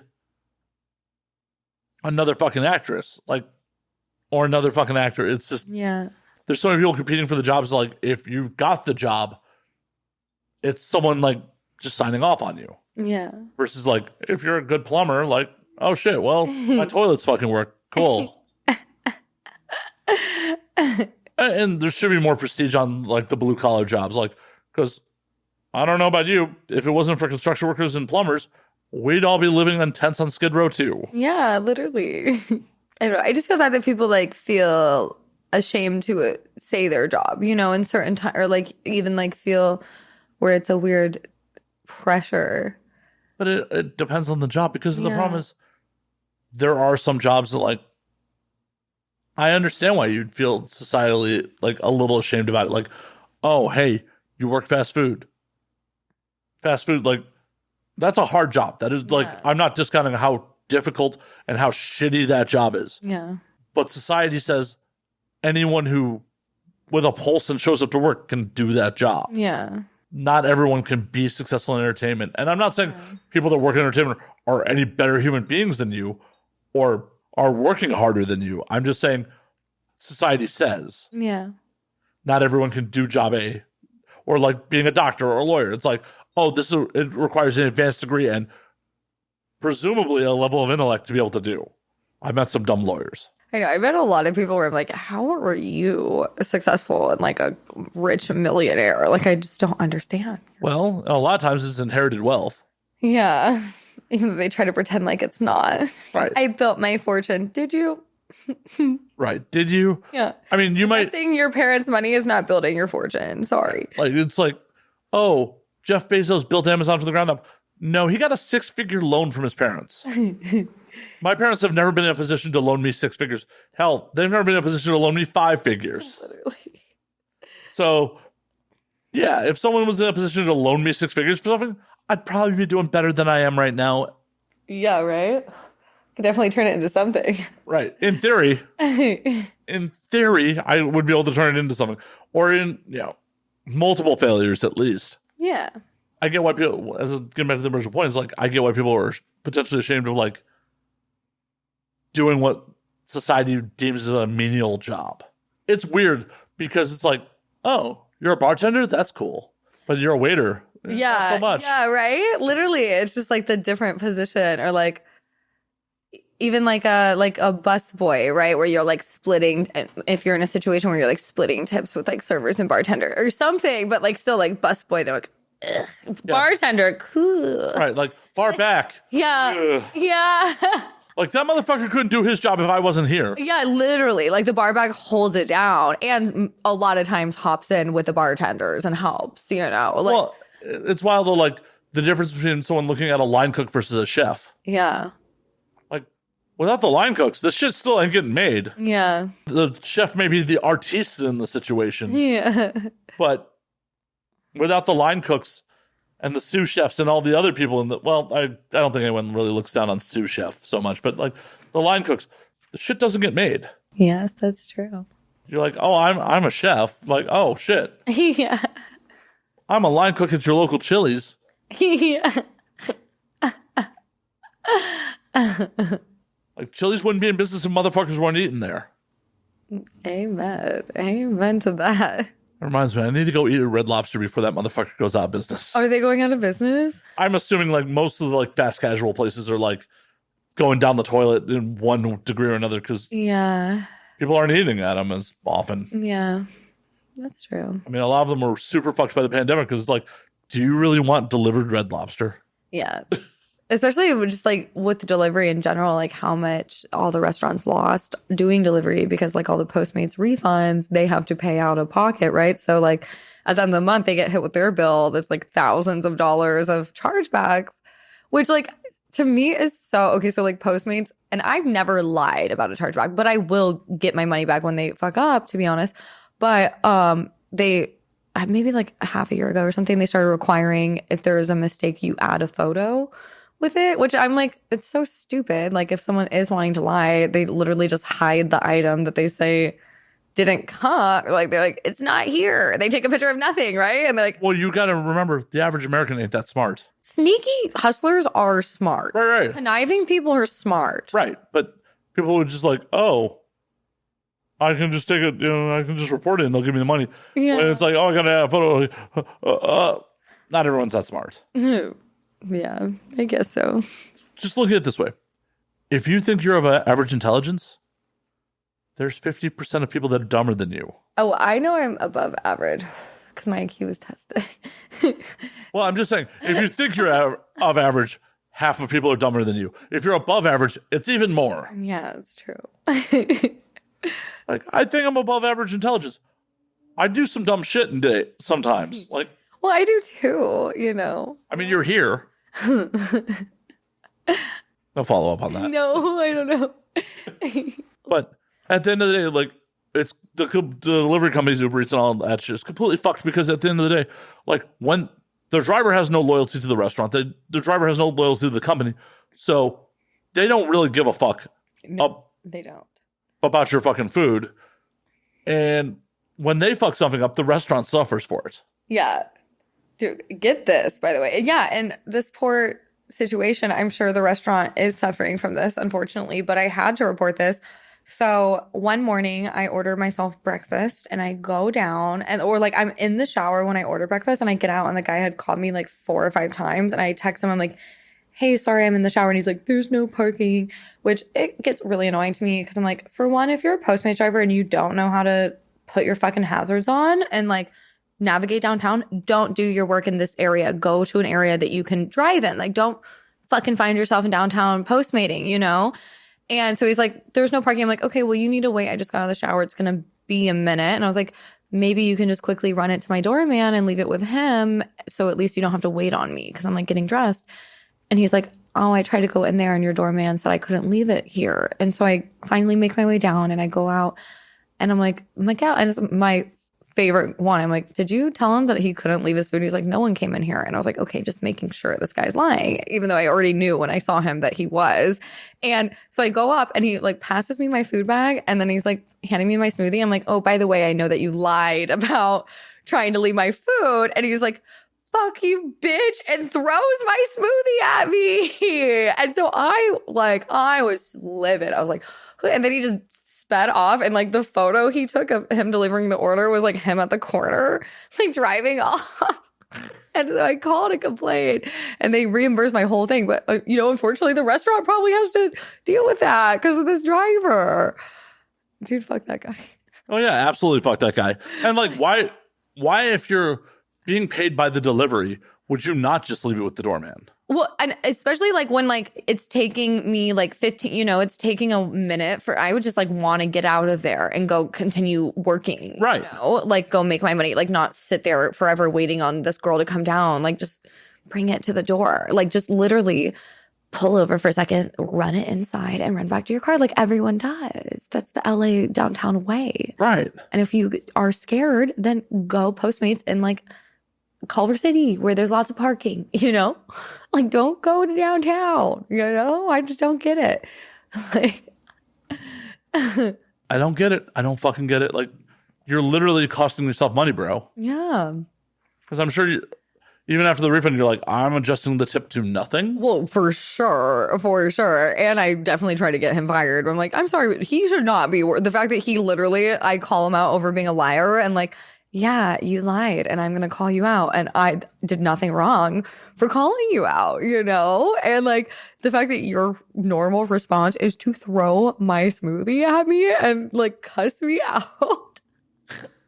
Like you should not be driving. Like you need a job where you have no interaction with people. Well, and that's the problem. Your normal response. That's the problem with all the app jobs is no one's there to gauge if you should actually be interacting with the public. Yeah. And even Postmates / Uber was, they were like, we will look into, we're suspending his account. We're going to look into it. Yeah, exactly. I'm like, yeah, I bet you are. Okay.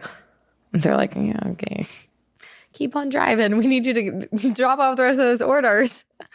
The likelihood of that happening is Yeah. Slim to fucking none. Yeah. I feel like the only way you'd ever actually, like, you'd, like, take it to, which I would not over that situation, but if something, like, went to court, obviously a driver would get fired if it was, like, a sexual or something. You know? But the problem is then they could just go drive for DoorDash. Yeah, exactly. No one's checking your references. There's no resume. Yeah. No one's interviewing you. I've driven for fucking Uber. It's like, do you have a Pulse, a driver's license in a car? Have at. No one's giving you a road test. No one's like, hey, should you be interacting with the public? Yeah. Should you be interacting with the drunk public? Yeah. No one's gauging that. That's what the star rating's bullshit because it's just like, it's completely arbitrary. Yeah, that guy had a perfect star rating. Like, I'm like, there's no way this guy has a perfect star rating. For one, out of the laziness of him not wanting to bring the order up, that always makes me so mad. I'm like, because in reality, if I'm going to take 10 minutes to get in my long ass elevator and like go, I'm just going to walk down the street and go buy food for half the price. Like, I'm already mostly there once I get down to the driver. I'm like, I'm paying this outrageous amount, so I do not have to be seen by anyone, and it comes to my door, and I can eat in my house like a hermit crab, you know? Like, I'm right there with you.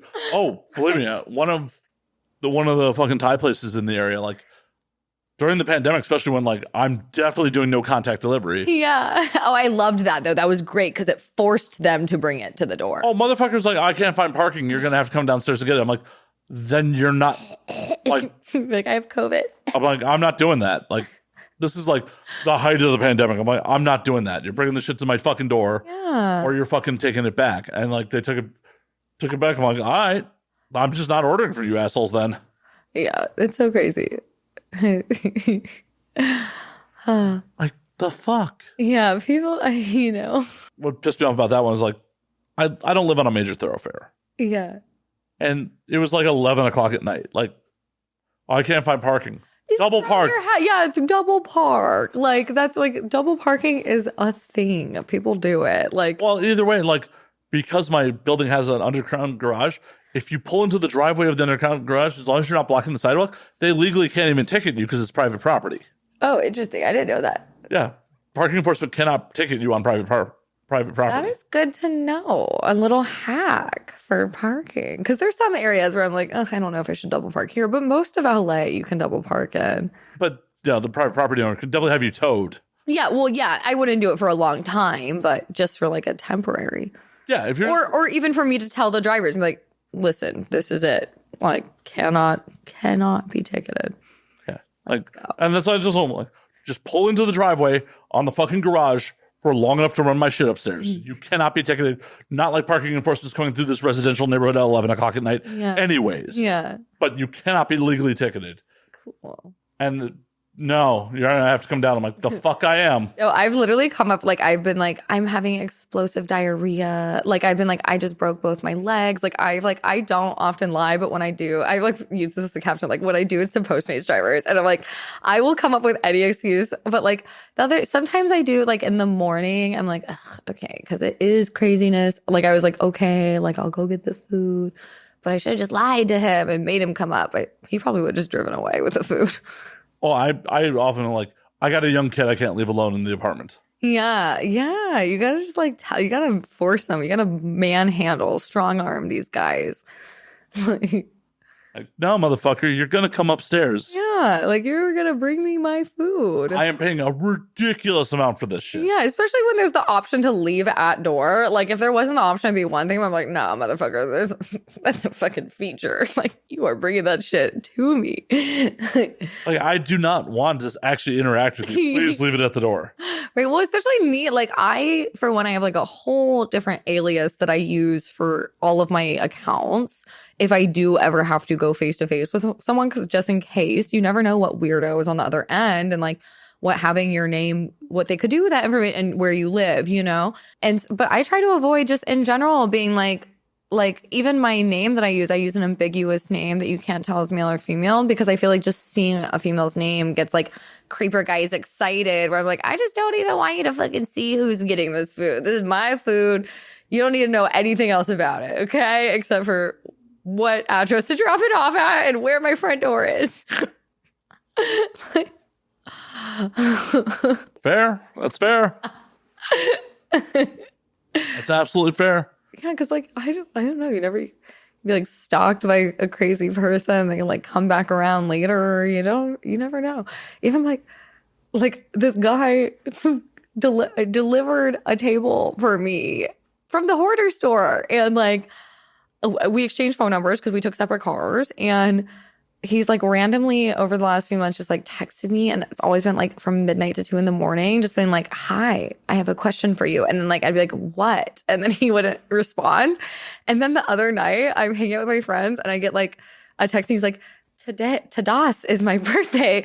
And he's like, today I've been thinking a lot for you. And he's like, is that okay with you? I would like to call you. And then he like sends me like this selfie of him lying in bed and just like shirtless. And I'm just like, yeah, that is a problem. Like, please, I was like, please stop texting me. You're making me uncomfortable. Like, this is not okay. We had a professional relationship, and I don't know what part of our exchange of you being paid to drop a table off, like you thought that I like wanted to receive sexy selfies from you at 2 a.m, or like, were they at least actually sexy? No, when I'm sure he thought they were. Like, why else was he sending them?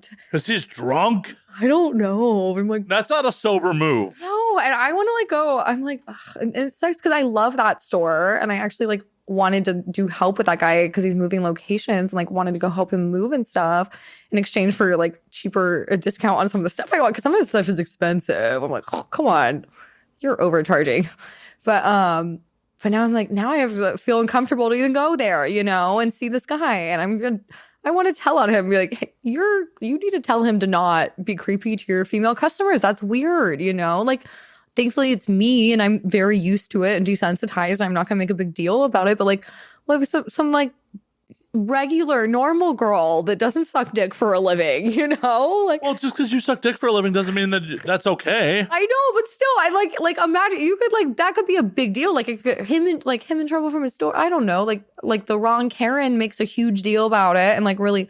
I mean, I'm pretty sure you could probably call the cops on that. That's probably a crime. No, I don't think it's a crime unless they act on it, right? But like him sending it's still probably harassment of some flavor.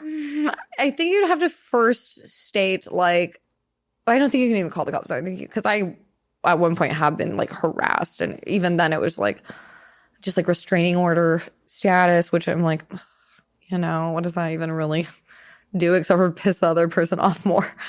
What'd you have to get a restraining order for? Oh, a crazy ex person that turned out to be, I don't even want to call him a boyfriend, but I guess he was. They turned to be like one of the strays you found? Narcissist, yeah. Which, those are the best actors of them all. They are so, just like the classic, amazing. And so they love bomb you until. Yeah, mirror the shit out of you. And, I'm a beautiful, amazing person. So when someone mirrors me, I'm like, wow, this person's great. And then they slowly start to reveal themselves. Yeah, and it just got to like a lot of text message threats, and then even like my neighbors seeing him do drive-bys of my place and stuff. Yeah, so I like changed my locks and just I didn't end up doing anything because I was like, I think it would make it worse to take that step. Like if it was like a secret that he didn't know that he was under a restraining order, and he like came at me and I could like get him in trouble, then it would be a different thing. But the fact that they have to like let you know, then I'm like, letting him know is probably like more throwing a match in a fire than. I mean, in theory, it's supposed to be like, hey, there'll be problems if you come around, but a problematic person, like, yeah, you're 100% correct. It's yeah, gas on the fire. You just gotta play the game and like slowly get away, and just like till they latch on to someone else. You right? Literally. Like, do you have any girlfriends that you don't particularly like? Like, hey, you should meet my ex. God, no, I would not put anyone through that. Not even my worst enemy. No, it wasn't that bad. It was pretty bad.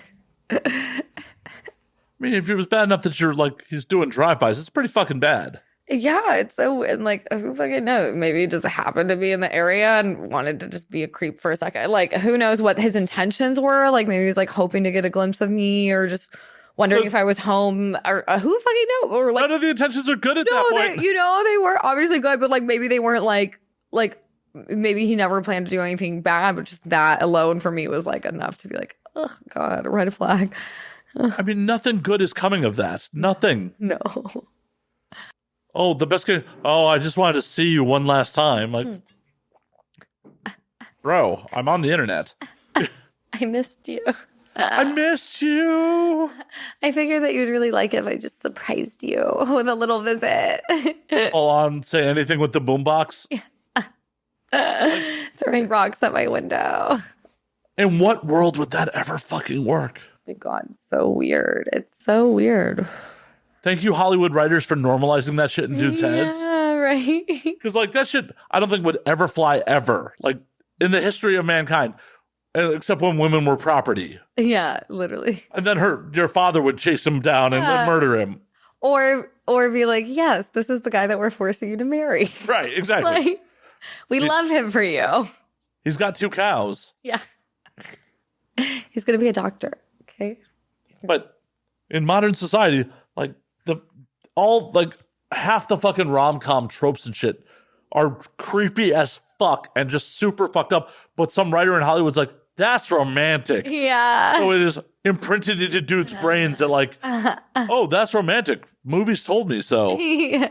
There's a lot of things that we are shown that are not true. Oh, a lot. Our industry being one of them. You can always tell when a guy has gotten all of his experience from just watching porn and not from like firsthand real learning, you know? The civilians, especially, oh God. I went through a phase where I was just like so sick of civilians because they would all just like secretly watch my porn behind my back and then like try to come in, you know, like we were like fucking on an Evil Angel set and not just having like normal people sex. We're like no missionary. It's so funny. I love missionary. It's actually like my favorite position. I'm like, missionary's fun. Missionary's great. You get to stare into the person's eyes. Stare into the person's eyes. Feels good on the clit. Like nothing. It's really fucking hot when your partner like wraps their legs around like they're in fucking MMA garden, not letting you go. Yeah, missionary's great. I love missionary. But like, you know, guys never want to hear that as the sexy position that girls like. They're like, oh.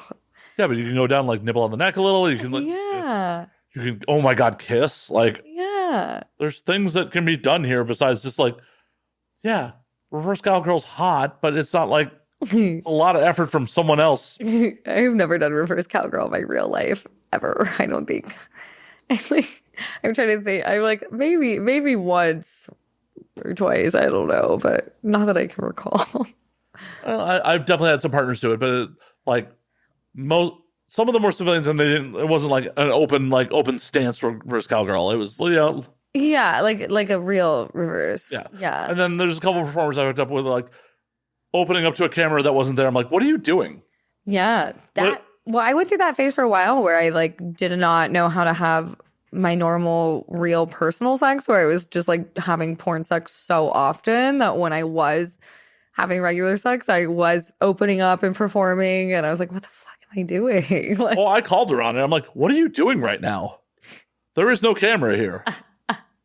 What are you doing? She's like, oh, sorry, force of habit. I'm like, yeah, it's cool. I mean, like, I'm still having a good time.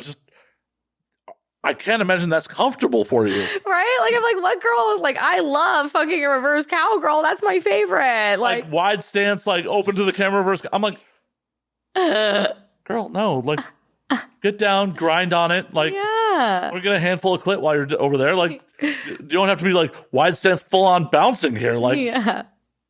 Get yours. Shit. What are you doing? Stop that. Yeah, right. Weird. I know it's all muscle memory, but weird. I know, it's like robotic. Are you even present in this moment, or are you just like in a haze? Are you just fucking me because this is what you think you should be doing right now? Like, yeah. That's not a good feeling. I don't feel good about that. Right? I know when I have sex in my personal life, I'm like, I like to just be like, I just like to do what I want and like be worshipped and just like use them to like make myself feel good and be as lazy as possible. I'm a lazy lover. No. There's nothing wrong with that. I mean, if you were a fucking dentist, I'm not sure you'd want to be going in people's mouths like when you're off the clock. Who knows? I mean, I'm not a dentist. I couldn't tell you. Yeah, I couldn't tell you either. But it's okay if you're just like, no, I want this dude to do all the fucking work. Yeah. Like, I want you to earn this. And then maybe if you make me feel good enough, I'll put in some work for you. Well, I hope you're not just like full on dead fishing it. No, I'm not. Honest, I'm a good time. Even when I'm lazy, I'm still a good time. I'm an amazing fuck, to be honest. I always have been. When did you realize that you're an amazing fuck? Ever since I started fucking on the reg, which was pretty young. And then I also like would purposely research as a child. I remember like Google searching how to give good blowjobs. And also back when Cosmo like actually wrote about sex and it wasn't like this new version that it is now, they would put blowjob advice and stuff in there. And I would like get every single Cosmo and study it and like try out all these different tips. And like that's always been the thing because guys have always told me like, wow, you can suck dick. And I'm like, oh, I know. But now I'm like fucking dick master, you know, like within seconds I can feel like somehow the feeling of it through my mouth like connects to my brain of like what kind of pleasure they like if they're like a prostate, like I can just like tell by the way they respond to my tongue. I'm like, oh yeah, focus on this. Or if they're like sensitive down there and like don't really like that, yeah, and like what parts they like, I don't know. I'm really fucking good, and sex too in general. But yeah, I'm a pleaser. Just don't want to put a lot of work in. I get it. No, it's not even that. I'm also greedy and gluttonous too. So like when there's nothing wrong with that. Sex for pleasure now, I'm like, this is for my pleasure. Like make me fucking come. And I'm just gonna like sit here and like let you fuck my ass while I use my vibrator and enjoy this. And do you ever get dudes that are weirded out by you breaking out the vibrator? Not that they've like ever said anything, at least. You know, I kind of just force them. They don't really have a choice. And I'm like, no. And there's like when I was younger, I'd be like, oh, no offense. It just like now I just like whip it out. I'm like, I don't care if you're offended. This is my orgasm, not yours. Like, keep fucking my ass. Well, hopefully it'll be both of yours. Like, no, yeah, they'll get to come too. They'll get to come too. I'm a good girl. I like come in my ass. Cool. I hear stories about dudes like, oh God, she broke out a vibrator. Like, dude, she's just getting hers. Like, you should be happy. Like the feeling on your cock is going to be so much better because she's going to orgasm so much harder and like clench you so much harder. Like, it's a win-win. The only hard thing is that a lot of the positions are hard to fit the vibrator in between. Even like my most compact one. But it's easier when they're in the ass because you have more room. But when they're putting the pussy, it's kind of hard. And then like sometimes I'll break it out. And do you ever get them to like break out the egg with the vibrating cock ring on it, or the vibrating cock ring with like the egg on the base? No, I've never. I actually have a toy that is like it's not vibrating, but it's like a cock ring with an attachment. But I've never used it. I forget that I have it whenever I have a cock around. So I'm just reminding you of all these things that you got to do. Yeah, I will add this on my list of things to try. I have never used one of those in real life, but it's just like, in theory, this should be good. Yeah. I guess you don't know until you know. I feel like if they were good, though, they'd be more popular, right? Everyone would be like, but people have like hang-ups about breaking out toys in like regular, boy-girl sex. Like, dudes get in their heads like, oh, what, I'm not good enough to please you? And then like the male ego is just so fucking fragile about that shit. Yeah, some of them, but then some of them like all they care about is pleasing and they don't care and like how the woman gets pleasure. Like that's like one of my favorite type of men that. Come on, those are few and far between. Not as few as you think, but yes, the majority I would say. But they're definitely like, as a sex worker, I've been exposed to a lot more. I'm like, oh, okay. Yes. Yeah, but how many of them were civilians? Decent amount. I've had some decent amount of civilian worshipers. Good on you then. Thank you. I think you're in the minority there. Yeah. Well, I feel like I have a different exposure to civilians too, because I had a whole life here before I started this industry. Where again, like as I mentioned earlier, how people live in the valley, like most people don't have that. So I have like already a civilian life here, and so I definitely get exposed to more civilians when some people don't really ever like they kind of like get into porn and that's really it. Like where do they meet other people? Like they mostly just work and hang. And then they have horrible interactions with the civilians they do meet. Yeah. And because it's someone else in entertainment who generally their ego can't handle what they do for a living. Yeah. So it's very hard for, I think, people to meet civilians, or they do it in like ways like on like Tinder and stuff, which I've never even done. A few times I like downloaded it and attempted, and then I get like nervous and uncomfortable and like delete the app like before I ever meet up with anyone. I'm like, I can't do this. The apps are hell. Like I'm on almost all the apps and they're fucking hell. Like I can't imagine it. It's like, oh, catfish. Someone just trying to hustle their OnlyFans, which I can't be mad at, but I'm mad at like you're presenting like you're trying to actually meet people. Yeah. And like, because I'm blunt about it. Like if I match with someone and like I see that they are immediately kind of linking to their OF and their other socials, because it's always without fail like, oh, check me out on Instagram, and then like the Instagram's directly directing people to OF. It's like I just message people like, yo, I'm not mad at the hustle, but are you actually trying to meet people, or are you just trying to hustle your OnlyFans? And 9 times out of 10, I don't even get a response. I'm like, you fucking matched with me. Like, yeah. Like, this could be a professional relationship. I can always use more work. Yeah. I have references. Yeah. Wow, I can't believe girls are like on Tinder. I'm surprised that they're even getting away with that, because there's been a few times too where I've been traveling and I made a Tinder account just to like find weed and stuff. And I like linked my Instagram that was like a little bit raunchier at the time, but like I immediately got like banned and shut down. Like they didn't even. Yeah, they think you're catfishing. Versus some girl who does her only sex work presence is her OnlyFans, and hell, I don't even know how legitimate it actually is. So it's like, and I don't know how often those accounts are getting shut down. I just know like it's a lot of people I match with, and it's just like, yeah. I appreciate the hustle. It's just it's not going to be me. Yeah. It's not going to be me, and it's really annoying to waste my time like this. Yeah. Why match? Right? Like, people can see your account anyways, so like why trick them into matching?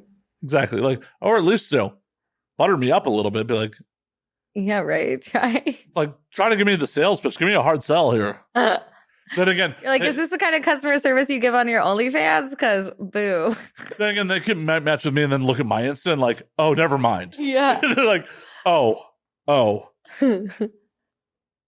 That is a lot of A-list porn stars. Oh, I mean, and my profile does say I'm an AVN nominee, which is true. So it's like, oh, never mind. This guy's not my mark. Maybe. I mean, scare him away. Maybe. Into this microphone. It's okay. It would not be the first or last time that's going to happen. I figured that much.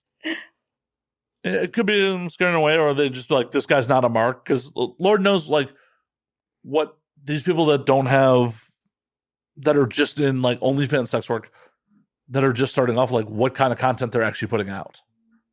Like, there are definitely OnlyFans creators out there that are essentially putting stuff that you could just post on Instagram on their OF. Yeah.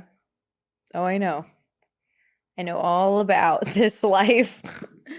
I mean, you know more about it than I do. I've done trips with I got invited to this experience in Jamaica where it was like all just like Instagram OnlyFans girls, like girls that have never done porn, and like some of them like don't even like show like their vaginas or anything, and like don't show their face, and they're like, I was just like, whoa, this is a whole different life. I'm like, oh, how cute. You girls have never done a gangbang? Oh, like, girl, have you ever even seen a penis in person? Like, what's happening here? Like, oh, you just suck on a realistic dildo? Cute. Aww. Like, and you make crazy amounts of money doing so. It's like Play School's my first porn set. Yeah, literally. It's crazy. It's this world is, everything changed. Everything changed with COVID. It did. It absolutely did. Like, it's a weird marketplace because of COVID, like, you're now competing with like every hot bartender and any hot person with social media these days has it, or OnlyFans. Like, oh, I just got called ugly on my own show. Oh. Wait, you're not on OnlyFans? I'm not. I was gonna go subscribe to you after this. I have a Patreon, like a weird normal creator. You're more than welcome to subscribe to that. God, I've already subscribed to enough Patreons that I get billed for every month that I subscribed to years ago. You're my favorite kind of subscriber. Join it. I know, right? Everyone's favorite kind of subscriber. Hey, you'll at least get IMDb credits for mine. All of a sudden, like a year down the road, like, why do I have fucking 52 fucking And Now We Drink fucking credits? What the hell's happening here? All of a sudden, you're going to be best known for doing this show. I was only on there like twice. What the fuck? It's my star highlight on IMDb or IMDb. I'm not saying it right. Like best known for. And Now We Drink. Like, the fuck? In all reality, like I probably should have started an OnlyFans at this point, like just for some of the other content. But yeah, I'm already never too late. Well, it's true. Like, but I'm also like my dick's not on the internet, and it's most likely going to stay that way. Yeah. 10 plus years at this point of saying no. Like, yeah. It's just like kind of set in my ways. Like, why would I say yes now? Yeah. Why not though? That is a question I've milled around. Because when I got in, there was just studio work. There was like very few people were making custom content. Yeah. And I don't think I could be studio male talent. And I've never wanted to be studio male talent. It's a hard job. Right. It's a rough fucking job. I would want to. It's a like real self-sacrificing position. Like, yeah, like any dude who has a real grasp of what the job is shouldn't want to do it.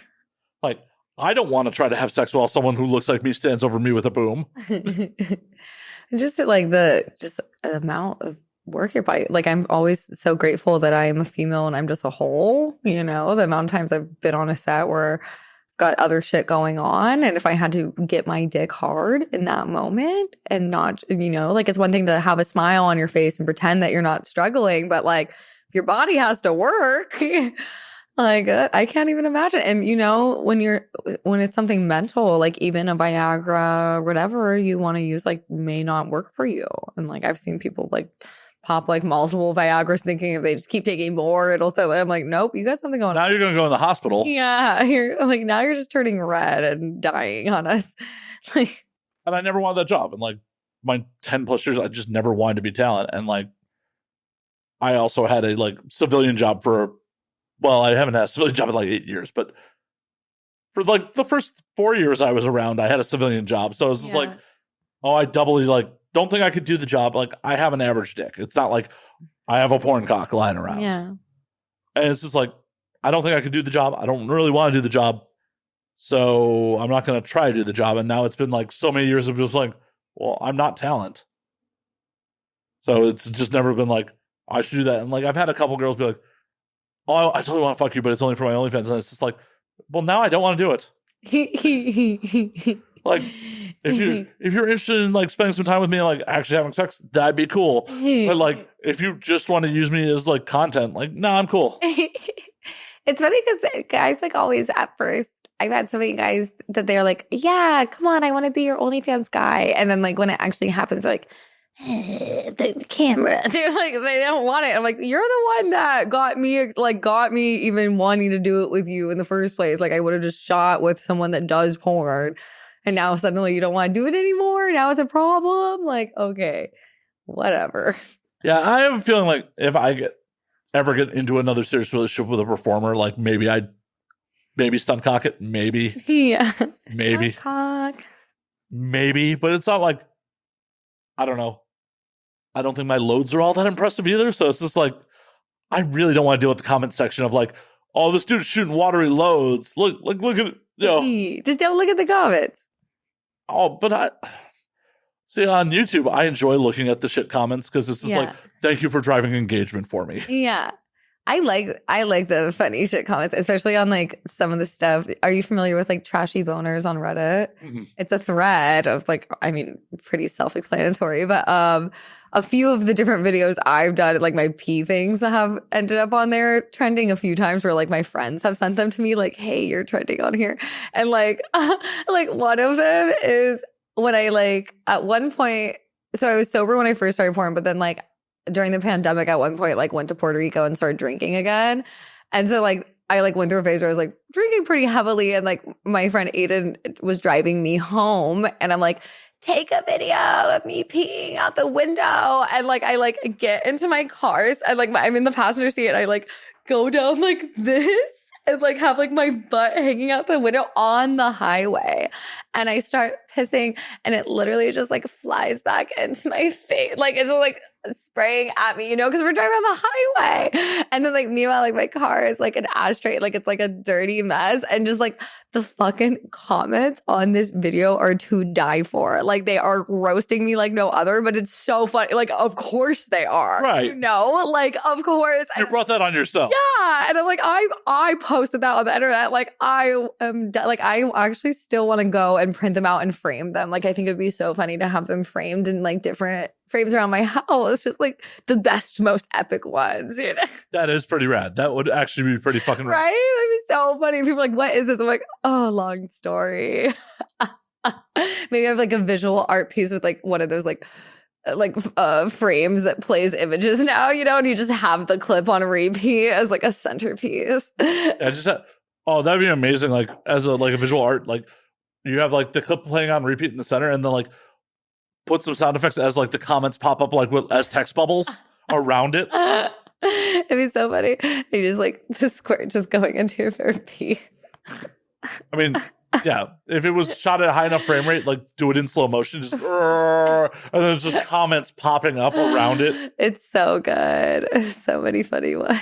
Oh my God. I see it now. Well, I kind of see it now, but yeah, I love weird shit like that. It's amazing. It's amazing. Like, there's art in this industry sometimes. Yeah, there is. Like, not everyone's just here to fuck all the time. Like, some people are trying to create art. Yeah, some people. Some people are here to fuck, and that's okay too. Yeah, it is. As long as you're honest about it. Yeah, just be honest. Yeah, if you're just here like, oh, I'm here to do blah, blah, blah, blah, blah, but you're really just here to fuck, just admit you're here to fuck. Yeah, it's okay. Yeah. People understand. Believe me, of anywhere, people understand if you're just here to fuck. Like, why not? Why not make money off of fucking? So funny that the amount of like my guy friends who've talked to me about like wanting to join, and I'm like, oh, honey, good luck. Do they want to be legit male talent? Some of the, you know, they're like, because they're like, I love sex, I'm really good at sex, and like it's one thing to be great at sex in your personal life, and I like. But I think it's something that you can't really explain to people until they just try, you know, because there's been many times that I've wanted to do something and people are like, no, you know, but I had to go touch the stove to know it's hot before. I was like, okay. I don't know. As a dude, if you have an ounce of self-awareness. You'd be surprised. You'd be surprised. And there are some guys that pipe, like one of the last lovers I had, he was fucking amazing with one of the most amazing dicks. Like if he was comfortable with it, he would be and want to do it, he would be like a top guy, like for sure. But when we finally, even just like us alone with the camera, like was weird enough for him. And like a scenario, like I was like dressed up in a costume and like I don't know, like the scenario was weird for him. It was just everything was weird for him. I was like, oh, if you can't handle this, like you could never. Yeah, but an ounce of self-awareness would be able to tell you that. Well, but before he was like, I think I could do more, but he wasn't wanting to, but he was like, I could definitely do. Well, yeah, every dude's ego tells them like, yeah, so they really understand the situation. Oh, I could do porn. I know how to fuck. Like, nah, man, nah. Like I've had sex in semi-public situations that did not involve a camera crew, and I was definitely pushing rope for a little while there. Yeah. Like, definitely was like, oh yeah, this is a little nerve-wracking, and yep. Pushing a little rope here. I mean, eventually got the job done, but that poor struggle. Yeah, it was a struggle, and you know, thankfully my partner was willing to help me out in the situation, but it was just like, yeah, there's a party going on around us, like. And, you know, a little bit, well, I was also probably a little drunker than I should have been. Yeah. But that, in theory, should have helped. It did not. No. So, yeah, like, that's why I've never wanted the fucking job. Because I know. It's hard work. It's hard work. And literally, I'm just going to have an angry crew and director. Yeah. And then I can't even imagine, like, the ego fail of that. Like, what that would feel like to, like, not be cut out and realize it. And then, like, I just literally like tried to do porn and failed, you know, and it's online forever and like. Ugh. Well, I don't think they're releasing your failure scene. Oh, trust me, they do. And there's times editing is one hell of a job, and if done properly, I have seen scenes where a guy has been fucking soft pretty much the whole time, be like edited properly, and like that scene was like a top rated, like award with, like people were like, this scene is amazing. And I'm like, really? Because I know what that scene actually was. I'm like, he was rubbing against my inner thigh. Yeah, I'm like, all right, cool. I'm glad you guys like this. Like, well, because it is a performance. At the end of the day. It is, but no thanks. Yeah. No, thank you. No, thank you. I have to pee again. Well, we're actually going to wrap this motherfucker up. Okay, well then I'll hold it for a second. We're going to call last call. Where can they find you on the things? Okay, so you can find me on Instagram at Adira Allure. On Twitter, it is twitter.com/Adira Allure XXX. My OnlyFans, if you want to get more intimate with me, is Adira Allure as well. On both my pages, I have a link with my other links on it. If you want to send my cats any gifts from their wish list, they always appreciate it. Or my buddies. There's a bunch of buddy stuff on there too. Oh, yeah. Yeah. So, yeah, come find me. Come find her. Spend that money. Spend it. Subscribe. Look at this jacket I pimped out the other day. This girl's crying. With the subscribe. With money. And it says subscribe, and then it has a Pornhub sticker on the back. I cut the sticker. I took the subscribe and cut it off. It was from the Pornhub thing. And then it says sex, drugs, and sushi. Amazing. Right. And as always, you can find me at Matt_Slayer on Twitter, Matt Slayer on Instagram, Matt F. Slayer on Facebook, twitch.tv/Matt F. Slayer. You can find the Patreon with all the exclusive content, the back catalog of the video, the uncensored stuff when that happens at patreon.com/Matt Slayer. You can find the podcast at And Now We Drink on Twitter and Now We Drink _ on Instagram. And until next week, drink up, motherfuckers. Yeah, drink up, but responsibly. Semi.